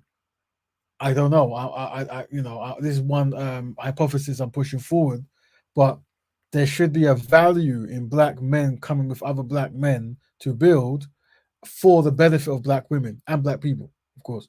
Right. So that's just my thing. But once again, black men, feel free to jump in. We can talk about it. See what you say what you see. Constructivism and all that good stuff. But anyone else on the panel? Thank The you, thing brother. is, the thing is, Brother Raven, right? This is what I was saying, to wean off the bro code with tactics, because whenever you tell our people, right, that we as a people, what we're gonna have to do, get our power back, and we're gonna have to destroy white supremacy, you'll hear laughing, you hear surprise and jokes, etc., right? And these types of gestures back is very astonishing, because there can only be one system. You understand what I'm saying? And that in political science, right? Historically, it's always been that way. There can only be one power authority. The European man understands this. The Asian man understands it, and the Middle Eastern. And sometimes, because we are mentally defeated as men, that because of what's happened, sometimes when you tell these things to our sisters, right, and because of they've been let down so much, you can hear things like, well, that's never going to happen. You understand what I'm saying? And that, so that's what I was saying is that everything has to be codified and put in its place. I do believe that the women should not be fighting physically against white supremacy. That's something that we're going to have to do. We've spoke about this many times. Pan-Africans have said this before. You know, we need to take back the streets. The men have to do it. You know, we have to go to war with the non-African people to get our power back. The men have to do it. This is something that's agreed. But at the same time, having that hope and courage of battling through jokes and this is never going to happen, right? That can also trigger some of our men to say, well, why are you laughing at that for? We're trying to do something and blah, blah, blah, and etc. Or some of our women, when they're saying, you know, we're being loyal, and the black man saying, oh, yeah, but you need to do more. It triggers both genders. So we're going to have to kind of understand that not everyone's going to be on the boat with us. And some of us are going to have to just go beyond victory, whether those want to follow us or not. You know what I mean? And it's just going to have to be that way, man. So, family, we've got half an hour left, and we've got three guests, but two sisters, Empress Kush and Melanated Goddess. So, but because we have two guests there, by all means, you can actually have high emphasis. So, anything you want us to talk about or anything to unpack, just let us know. We will give you the half an hour. I just think there was an interesting point there, because I do also think that there is a bit of a pattern that gets like a whistle code. So it's kind of to kind of appease the kind of situation, or where it clashes between the bro and the black code. They might say things about the worst scenario type of woman. So the woman that slept with a whole bunch of, they'll say things that they understand that to a depth of a man they discuss, which is discussed. So they'll use that kind of scenario as a woman, talk about a woman that sleeps around. They'll say things about a key thing that Melanated mentioned about child support.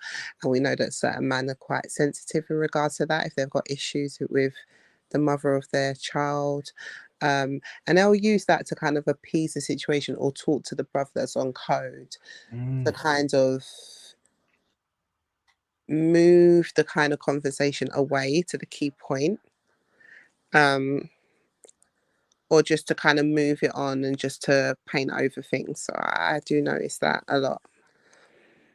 I think that's why whenever I talk, I always say constructive black man and constructive black woman, because when you try to promote family values, black family, constructive stuff, whatever, or just unions of that nature and economics connected to it, you always find, oh yes, but what if the woman is a wicked person? Or are you telling me all black women are great? They're just going to go there. So you just go. Our goal is to get constructive black man with constructive black woman. But yeah, this is right. As in, this is kind of like ways of speaking to kind of derail certain ideas because you understand you're going to trigger a person by describing an undesirable scenario and then equating that to black women. Yeah, and I just think it's honest what Carol said. At the end of the day, it is a big ask because you know that once you do stand up and talk about it, that individual is going to be that one individual that is going to get, they're going to get the jokes, they're going to get shots chucked at them just by being on that code and effectively disregarding the bro code, especially if there's other brothers there. Even if you didn't offend the other brothers, they will all align and assume to that code. So it is takes a certain kind of character, I guess, to step into that. But regardless, the kind of understanding that some are gonna come and not everyone's gonna come on the boat. I'm definitely one of the people that always say that. But the kind of example we've been doing up to now of just being quiet hasn't helped. So something else has got to kind of happen, because I think the kind of knowing that you're good and just staying silent is just kind of being complicit. So yeah, and I think that's kind of the optics of what it looks like as well, especially in certain scenarios and in certain discussions. So yeah. Because it's, I mean, then do we just say that we only talk about it when it's in comfortable discussions, when the topics are comfortable? Then is that when we promote what we believe in? And in other topics where, you know, you got to maybe crush some eggshells or not necessarily stroke egos, bruise some egos, then we just don't talk about the code at all. You know, what kind of message are we really saying? So, or sending as well. So I think I always say when we communicate, what I find helpful is establishing overall goals early. So I always say, well, you know, I practice black betterment, and my goal is for collectively black people to progress, have more ownership, more representation, and more importantly, be self-determined. And then everything I'm saying is based upon that idea there. And then you try to find out if other people are aligned to that. Because when they're not aligned to that, as in, then then you never know where they're going to end up. And some people will use any kind of language to derail something because ultimately their goal, something you're saying, is triggering them because they've made a life choice that they might feel a way about in that conversation. And the primary one is your lifetime marriage, right? If you're married to a non-black woman, and we're going to have a 3-hour campaign discussion about the importance of black love, and you know that's why one of the educations I try to push forward is, even though you might not be practicing something for whatever reason, you can still promote it. But what you tend to find in many of the discussions is because a person can't do it, they derail it, or they make it a non-factor. And I've seen that quite a bit. definitely. I mean, that's what I mean. It is a tricky domain. But I guess if nothing changes, then it will just continue to be more of the same. And anything worth fighting for is never easy. So, I mean, of course, it will be the one main thing that is essential, which is black family, black love, which would be the most, do you know what I mean? The most difficult thing, of course. Do you know what I mean? But it's those who are chosen will understand, you know what I mean? It makes sense. The thing is, we bring tools here. I think one of the brothers mentioned something about, well, if you're not picking a black woman, you are eventually, you're creating a concept that happened many years ago, and that's what we tried to talk about, this concept, and that's why we should talk about things like the strategies used historically to destroy black people. We're aware of the degradation and separation techniques, that even in the video earlier, where they have black children learning in inferior schools while white children learning in superior schools, and you don't allow the people to join or to learn or to subsidize the other one. And that was one strategy. But the other strategy we understand is the gentle genetic genocide we talk about, where you promote, you give no rights to black people, and then you force them to marry into other communities. So whenever they become somewhat wealthier, they qualify to marry, and then ultimately their family become white, because white marry white marry white. So nothing then goes back into the black communities. These are the things we're seeing. It's like it's not really. It happens in a different way, as in different words are used. Because racism, white supremacy reforms itself every couple of decades. It doesn't use the same language, because you can't. It's like any kind. It's like branding. It has to update, right? But the outcome's the same. So I think trying to explain this to certain people, here's what we're saying, like, and that's another thing. Sometimes if you show someone these sciences that you're dealing with, these things, and then they feel that they might be contributing to that, meaning, oh my days, you're talking about certain scenarios that I'm now engulfed in, as in it's like they might, rather than say, oh, I'm gonna jump out of this scenario of my marriage and mortgage, which they're not gonna do. They just tear down the complete argument. If you watch me in any kind of debate about, I could talk about, I could talk, and this might tie into the street code and stuff. We could talk about street stuff where it's like, yeah, if you commit a crime, make sure you don't tell on your black friend, or no, your criminal partner, and it's like, yes, yeah, and it's like, we'll go straight past the ethics of someone being hurt in your crime. That's not the topic. The topic is, once you commit a crime with someone, make sure when you get caught, you don't say nothing. This is a code, right? Then as soon as the conversation goes to, okay, we have to find constructive black woman and create a family with her, then it's like tables are flying, chairs are flying. You see? So it's like, whoa, that's interesting. What the values of how your mind actually lingers and what it takes important needs to be reviewed on that one. And I think that's part of the inadequate behaviors that I'm trying to rectify with the community, like what is important. Also, as well, Brother Raven, is that our sisters, I said this before as well, they're going to have to choose black men that have a lot of money as well. I know I'm going to get a red flag for this. But the reason why this is, brother, is because of what's happened. You know what I mean? And if we want to secure the black race, brother, they're going to have to do that. A man who has a business, right? And the community can check that out. Or a man that is working, right? Those two, she's going to have to choose these types of men.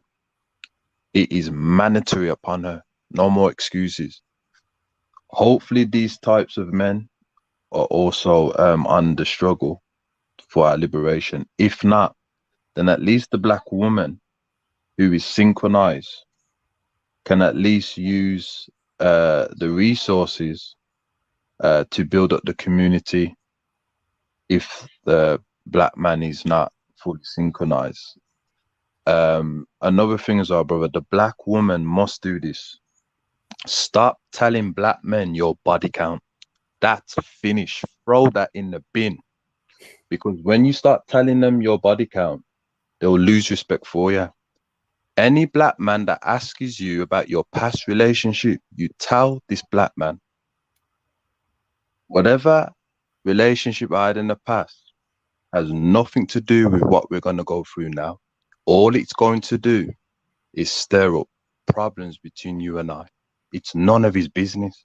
Don't tell him anything. You understand?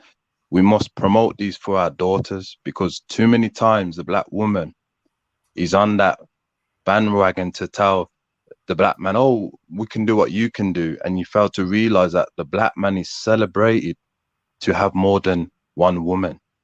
Whereas when it comes to use, like, you're looked down upon. So little things in it to help out for her to be secure with the economics and respect. Hopefully this can be promoted, Brother Raven. I get that, brother. Anything else from Empress Kush or Melanie Goddess?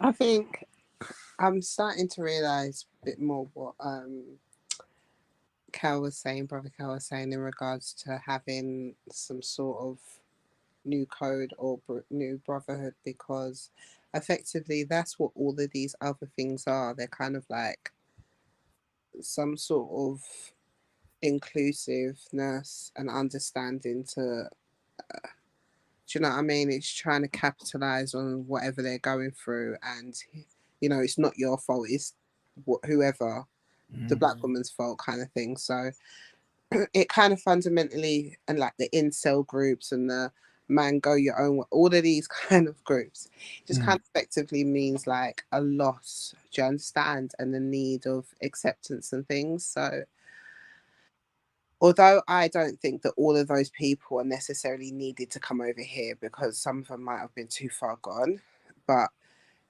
I'm talking about the majority, because I do think that they're just a fringe. I do think for the majority normal guy who is trying to get by and is in a relationship and kind of just by osmosis is going by a code, and when you speak to them, it kind of just connects. There's nothing for those kind of brothers there.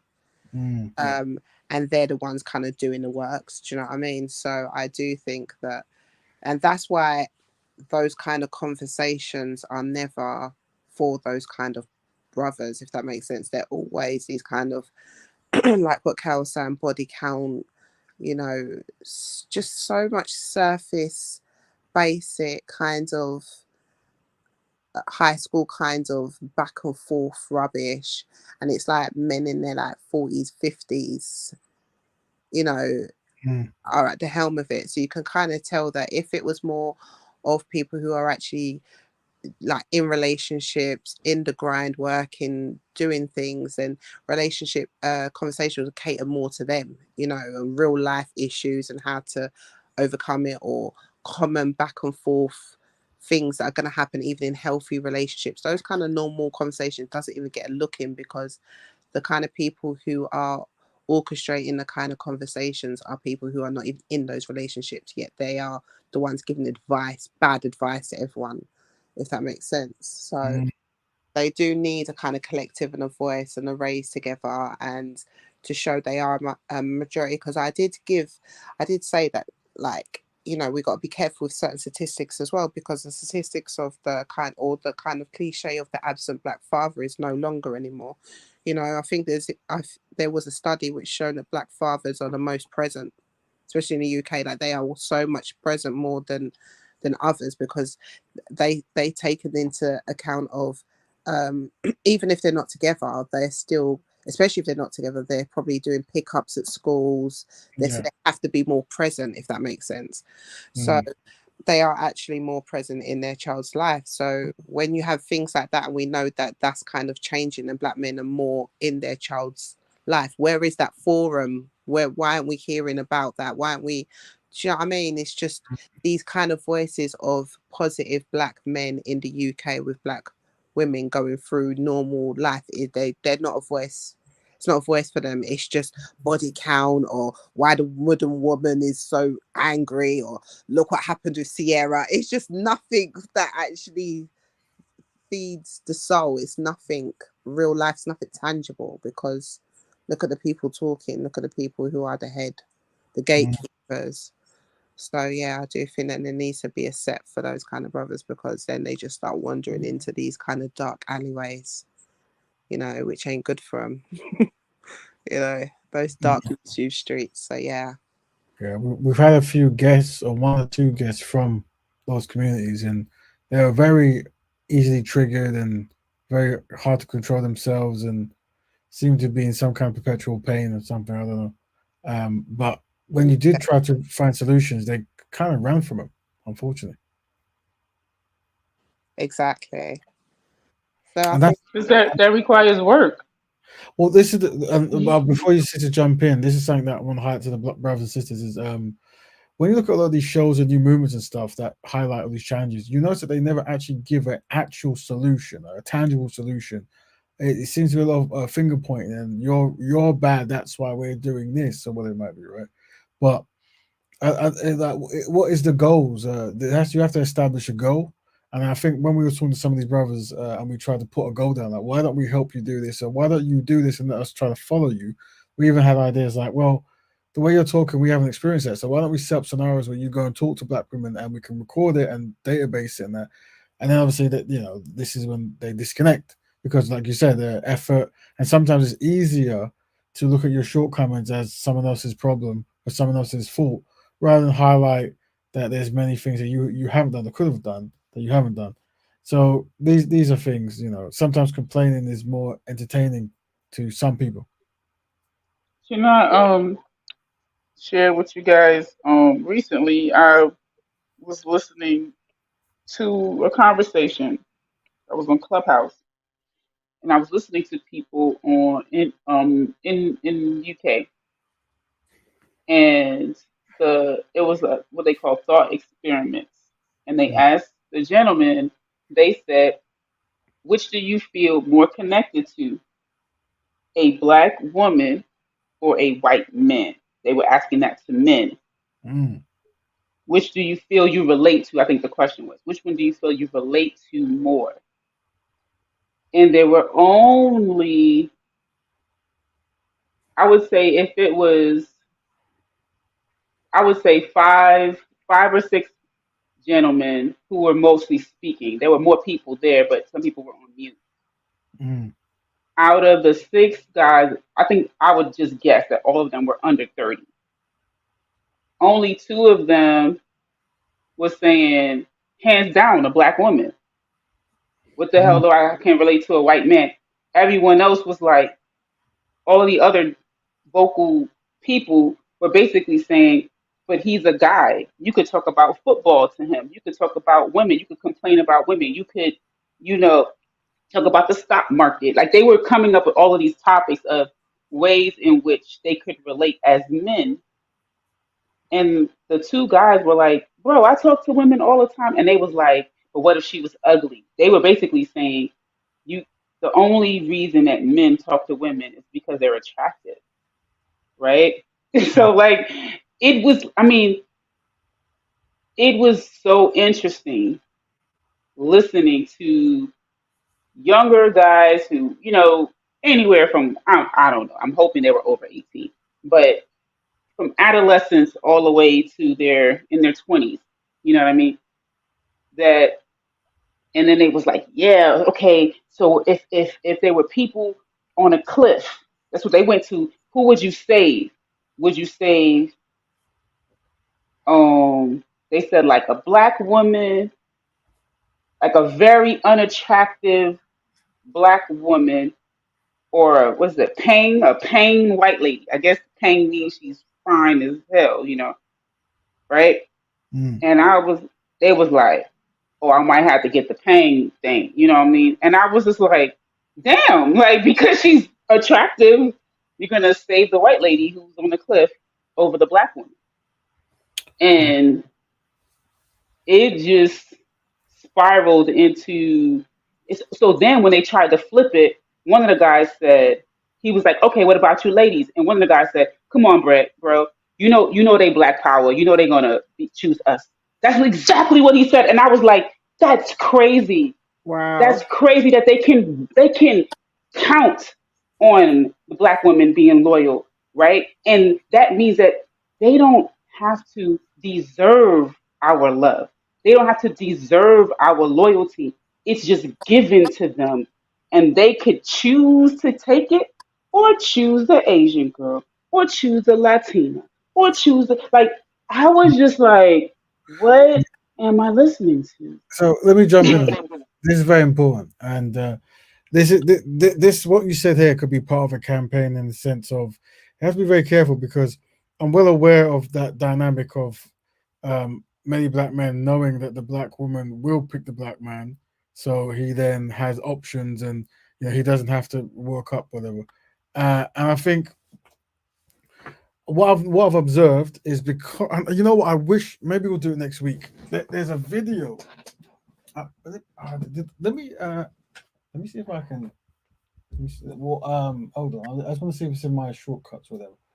Okay, doing that. You guys talk while you're going. Yeah, 'cause I think what Sis Mel bring up was so on the ball because it's just such a clear indication of the bro code of that question and how so many majority of those black men said that they would relate with the white man, especially recently. I'd be so surprised how that question would have been about 20 years ago, 15 years ago, for a black man to say that they relate with a white man, but that's just how bad it has gotten. So that's even quite surprising. But when you know what it is, you're not surprised, right? But the kind of thing to me is such an easy indication to why so many black men have gone into the incel and all of that, which was predominantly white male, because they have now think that their problems are now my problems because we are both males, and the race is just insignificant because women are women. And I'm saying that politely because I'm sure they wouldn't say women. And I think they've been groomed and they've been okey-doked into believing that hype, and that's why now they've just let them take the reins and they've run with it. And notice that they don't trash all women. When these black men do this, they particularly stay on black women. When these men are talking, they're talking about women in general because they are incels. They understand that they are involuntarily celibate. They cannot have sex because they want to, but they cannot. So it's like, it's very, and this is why I just look at this and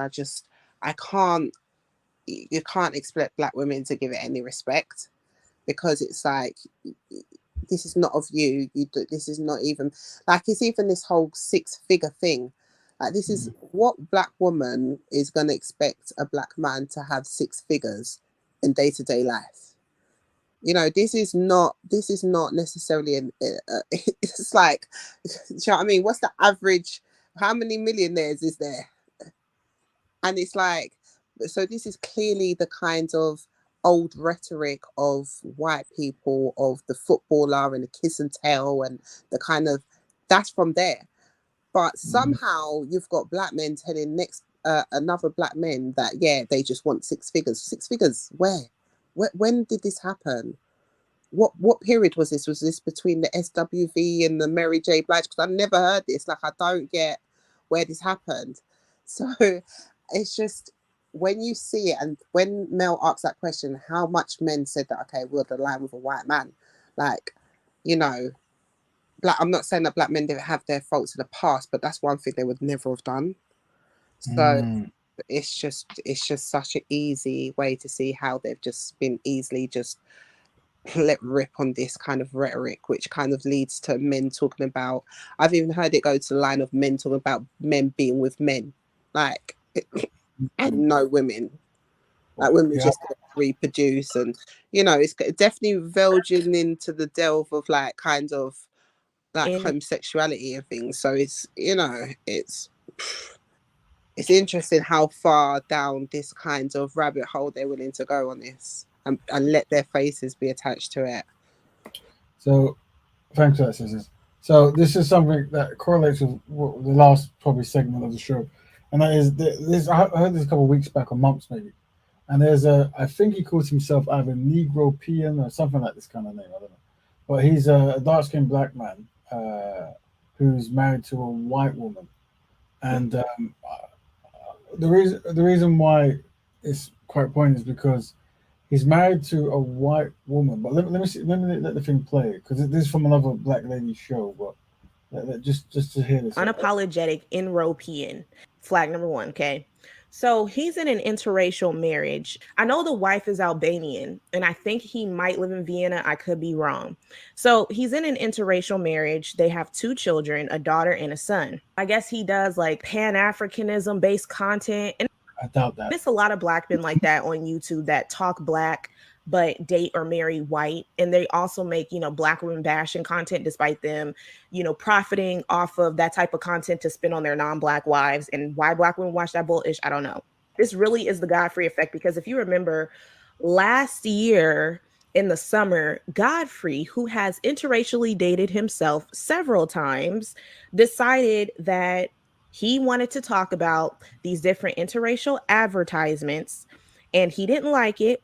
So he went viral off of talking about it and telling everybody how it's an agenda going on, despite him doing the actual thing in real life. He's upset with an advertisement. Okay. The unapologetic European, he said it is something about it that he cannot stand to see these black women in interracial marriages, even though he's interracially married. I thought it would be nice to have a chat, mano a mano, about some pretty personal stuff, if I need to be honest with you. The subject today that I'm going to discuss is something that I have never discussed with anybody else. And it is about my feelings. And it may be offensive to some of the people who are going to be watching this video.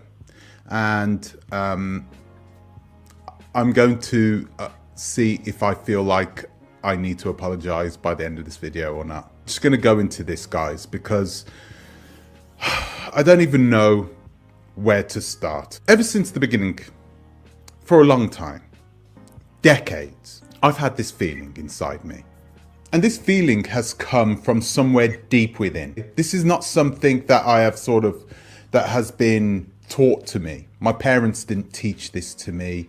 I didn't grow up even around my culture, right? I mean, I spent time in Jamaica, but I didn't really infuse myself within my own ethnicity, within my own people as I was growing older. I had friends from all over the world, people of many different races. God dang, spit it out.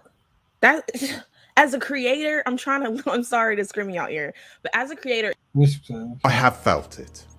I don't know whether it's rage or jealousy, or envy. It could be a combination of all three. it's definitely all 3. Let's not play. But there is something there. It still happens even today. Somehow, I feel like, not that, oh goodness, I'm going to sound incredibly now, but I'm trying to be careful because I'm not. Sometimes I feel like, as a black man, we own our women.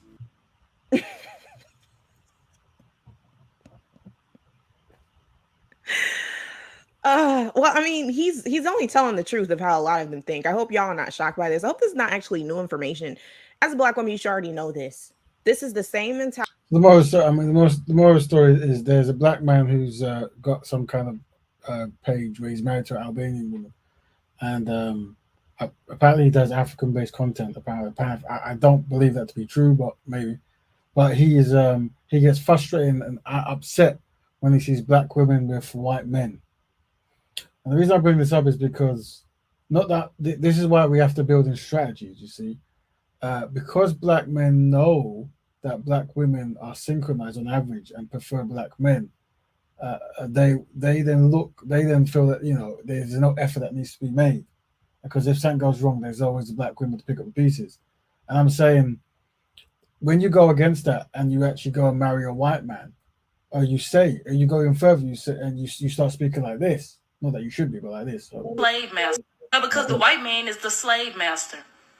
The rest of the people are the slave. Why would I submit to a slave? I don't submit to no slave. I submit to my slave master, which is the white man. But I would never submit to no slave. Now, when you start talking like that or have a similar or a lesser thing, then it really hits the black man for 6, you see. Now, I think there's a value in hitting the black man for 6, but only if the goal is to fix black families, you see. And obviously there's some things we just can't say. The slave master stuff, absolutely not. But what I'm saying is, like, knowing that effort must be made yeah, and respect must be given is a value. And I think some of these black men you might have come across, as it's mentioned, they have this thing where I can have any woman I want, and if things go wrong, black women are there, and this has to change. Black women have to be the primary / only, and we create scenarios and ways of being where it heightens that. Yeah, as in there is a value in having a black wife.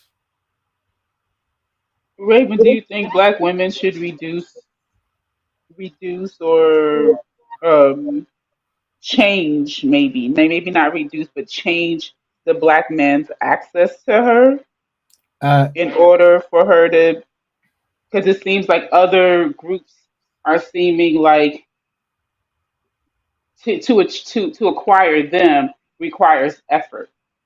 So do you think that yes. black women shouldn't have like a blanket access card? Like it should, like, ah man, I don't even want to say that, but like if it was known, right, that black women, that the black man wasn't her preference, but that the black man was an option just like any other man, Mm, that black men would feel like, no, you're gonna choose me. I'm your reflection. And they start saying the things that we already say. Like mm, I've said things like the black man is my counterpart. mm, And they look at me like like I have a third head, like I'm speaking another language. Like, well, I mean, you're limiting your options. I've literally had people, women and men, black women and black men, tell me that that's limiting your options. And I'm like, what? Like, I just, it's difficult when you speak to people that on the surface you may feel like they're synchronized, right? Because they're partially a productive black person, mm, right? So they may have a job that uh, everyone where they work is black, mm, or they may say, "Oh, I'm going to go to a black-owned restaurant," or things like that. So you're like, "Cool," mm, but then you know they might be just on a date, like show up with a non-black partner, or say things like, "Shh, these dudes here, these black men, I'm gonna give me a white boy." Like it's mm, just it's just like a monkey wrench because you're thinking the person is on the same page with you, mm. and then you're like, "What?" Like, Yeah. so do you think that black women should? And Kale, you can answer too. That's not just to Raven. Do you all think that black women should kind of change their strategy so that black men can start uh, seeing value in us and putting forth that work to earn the devotion that they are getting now? Yeah. So, in a short answer, yes, in the sense of, I think how I would approach it is I would make it about the individual black man and his role in society. Meaning, I will never use a white man as the versus stick. As in, like, well, if I'll date white, black, whatever. I'll go, okay. I want the best black man in the community, and I want one that's black Betterment led, right? So that way you have, like, if these are the principles that will get you access to me, you see. But what I would do, I wouldn't put a non-black person in the competition. Now, there's many unsynchronized black men who do this, and now we're seeing a race with unsynchronized, in a small number, of course, of unsynchronized black women who do this, where they put white men and black men in that kind of competition. And to be honest with you, I think it will devastate black men more than it will devastate black women, because I think black women have become accustomed to certain things, while black men have never had, and this is going to sound very shocking, but black men have never actually been openly asked to compete. And because black men, especially in some of the groups you're talking about, generally feel that they are allies with Europeans, whatever, right? When you start competing, go, yeah. Well, you know what? I understand you allies with Europeans because because they're doing really good. well, I'm just going to bypass you and go to them. That kind of and that would cripple a lot of black men.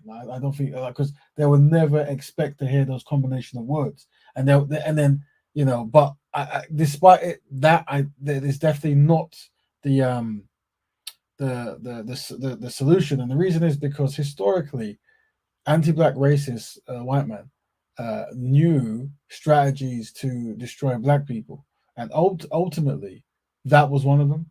As in, have their women look to us for guidance, have their men be subservient to us in order for our women's hand. Now, remember, there are two strategies. One was separation, segregation, which some used, but others was actually miscegenation, whitening. They call it racial whitening, and they knew that they could control the high earning population of black people with access to white women, and as long as they would breed themselves out, as they would say, and eventually become white. That's where the term racial whitening comes from. So we understand that ultimately, when black women and black men fight, that's the outcome. The outcome is, I hate black men. They're the reason why we hate each other. I'm now going to love a white woman, a white man. Sorry. Well, once again, you're falling for the ancient branding of white people who are more like the anti-black races is more intelligent than the black man. And that sounds shocking, but because the anti-black races has spent years doing plans to destroy black people, right? He understands psychology so much more, collective psychology.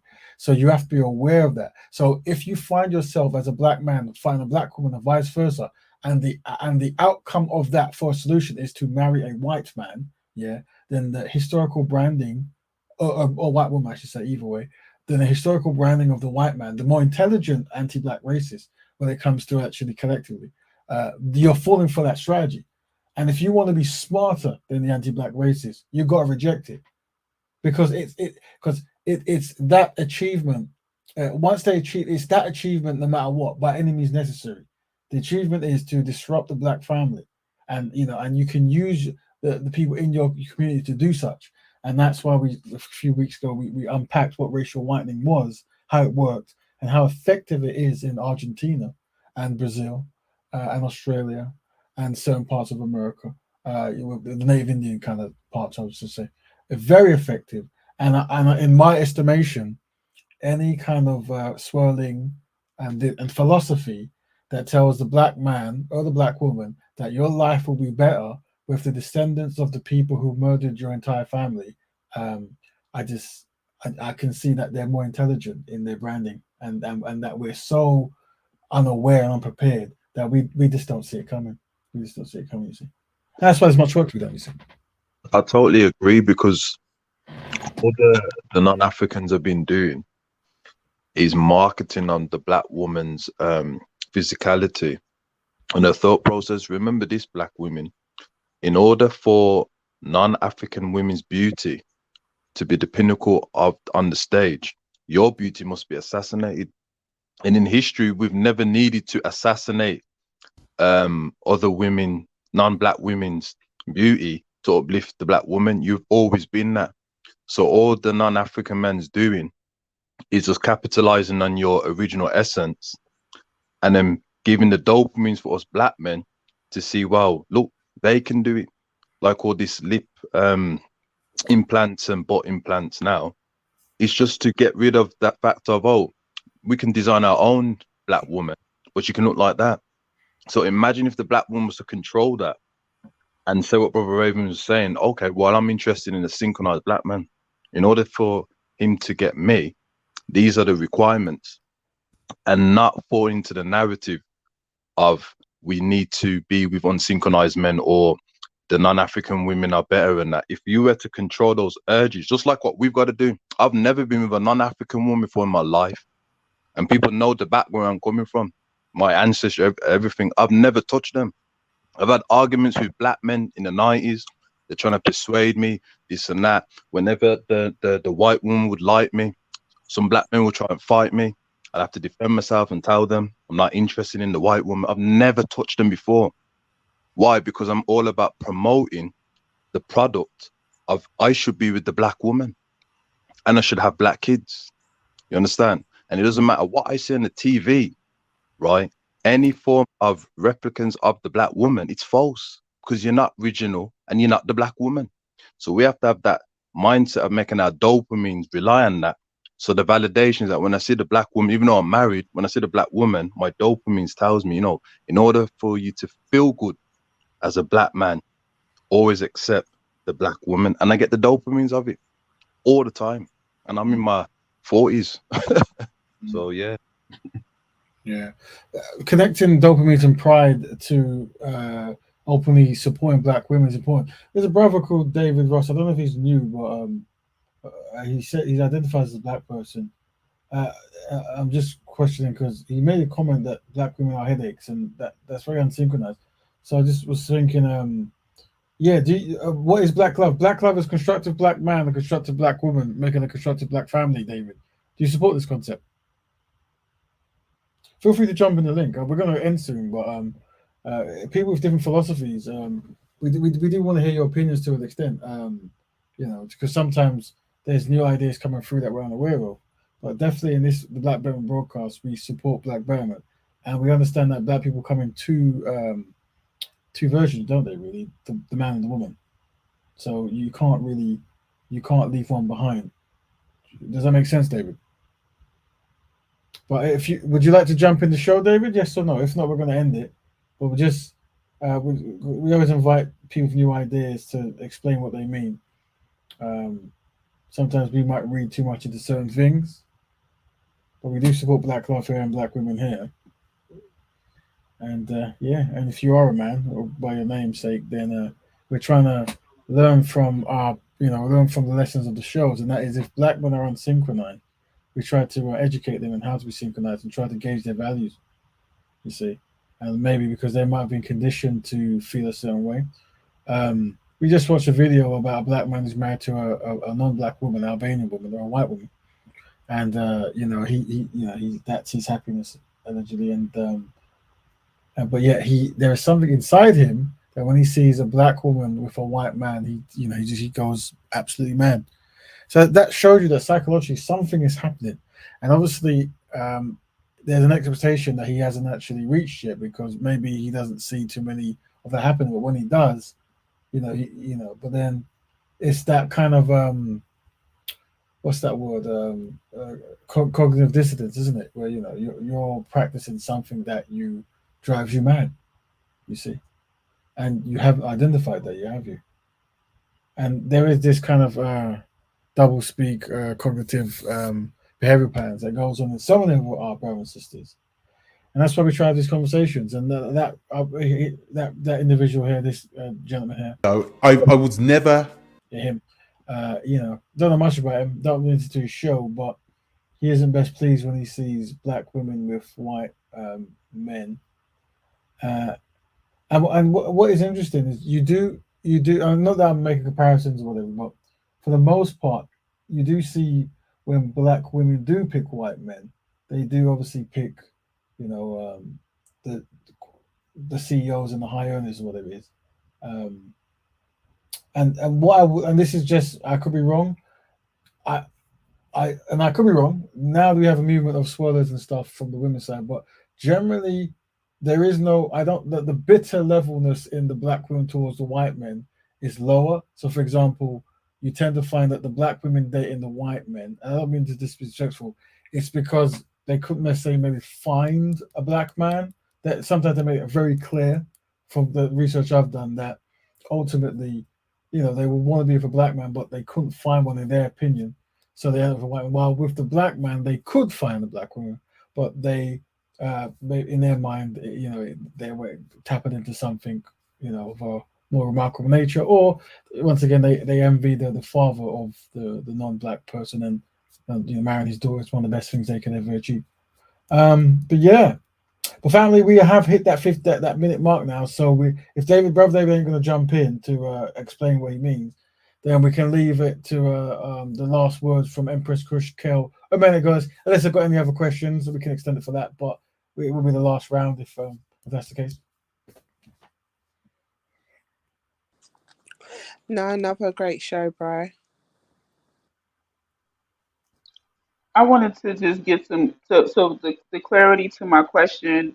You felt that basically letting brothers know that that black women would just not have that particular black man as an option, and that we would seek black men um who do value us.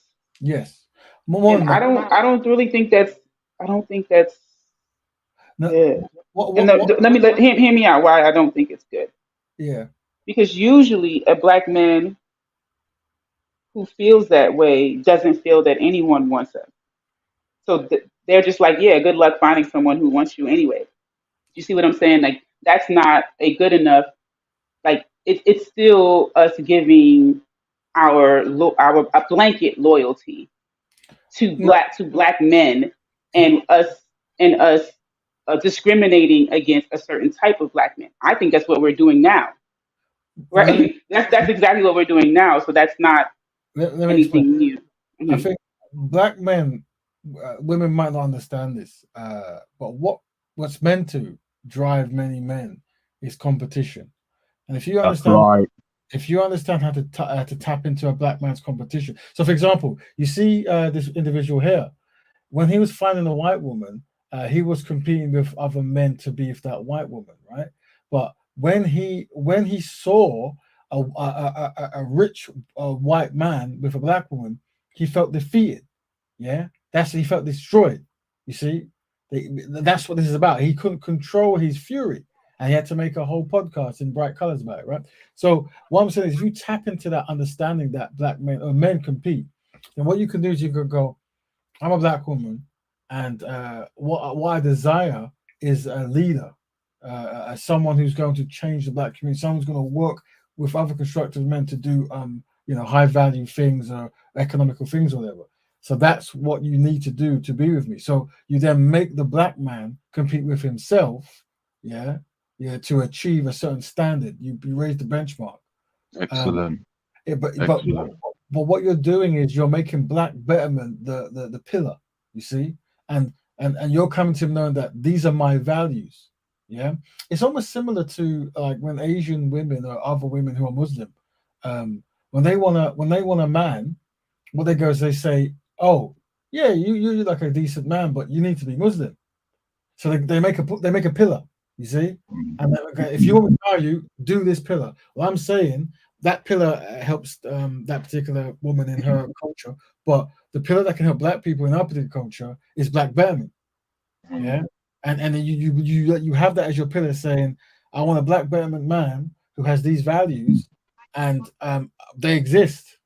And if you want me, you have to be better than the rest at doing this thing, because I think if you were to then put in other men, if you go, well, I'm going to go for anyone who loves me, that you might tick someone off and make someone angry, but ultimately, you are doing a narrative that is anti-black, as in it was made for that way. And when black men do it, they're doing that. That's why it's up to us men to reform them. That's why you see me on all the podcasts, who they are, how big they are, where they live, whatever. Whenever they become unsynchronized, I let them know, and I let them. And what I don't say, oh, you must love black women because they're beautiful, because we know black women are beautiful. I say, well, it is. You failed, in the sense of you are married to daughters of white men.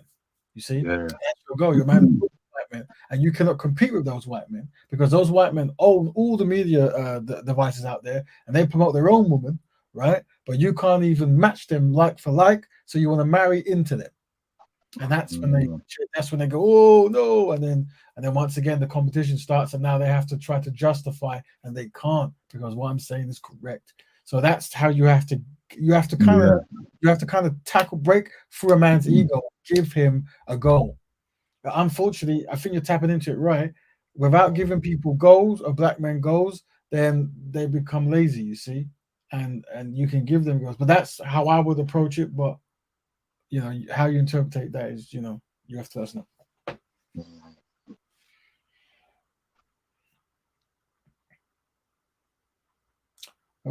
Okay, I hear your point.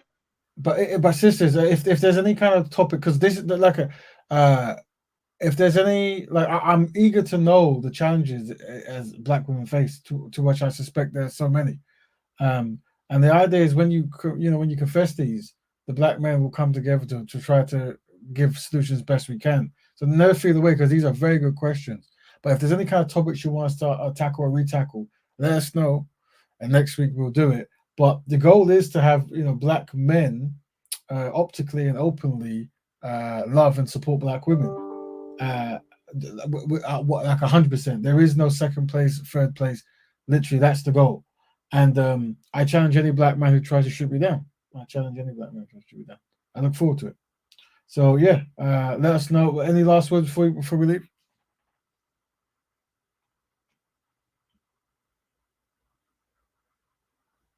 Okay. Yeah. Well, brother. Black Betterment. So Black Betterment Tour, I'll check you next week. Any topics, just message us, let us know. But until then, Black Betterment, and have a good day. Thank you very much, everyone. Goodbye.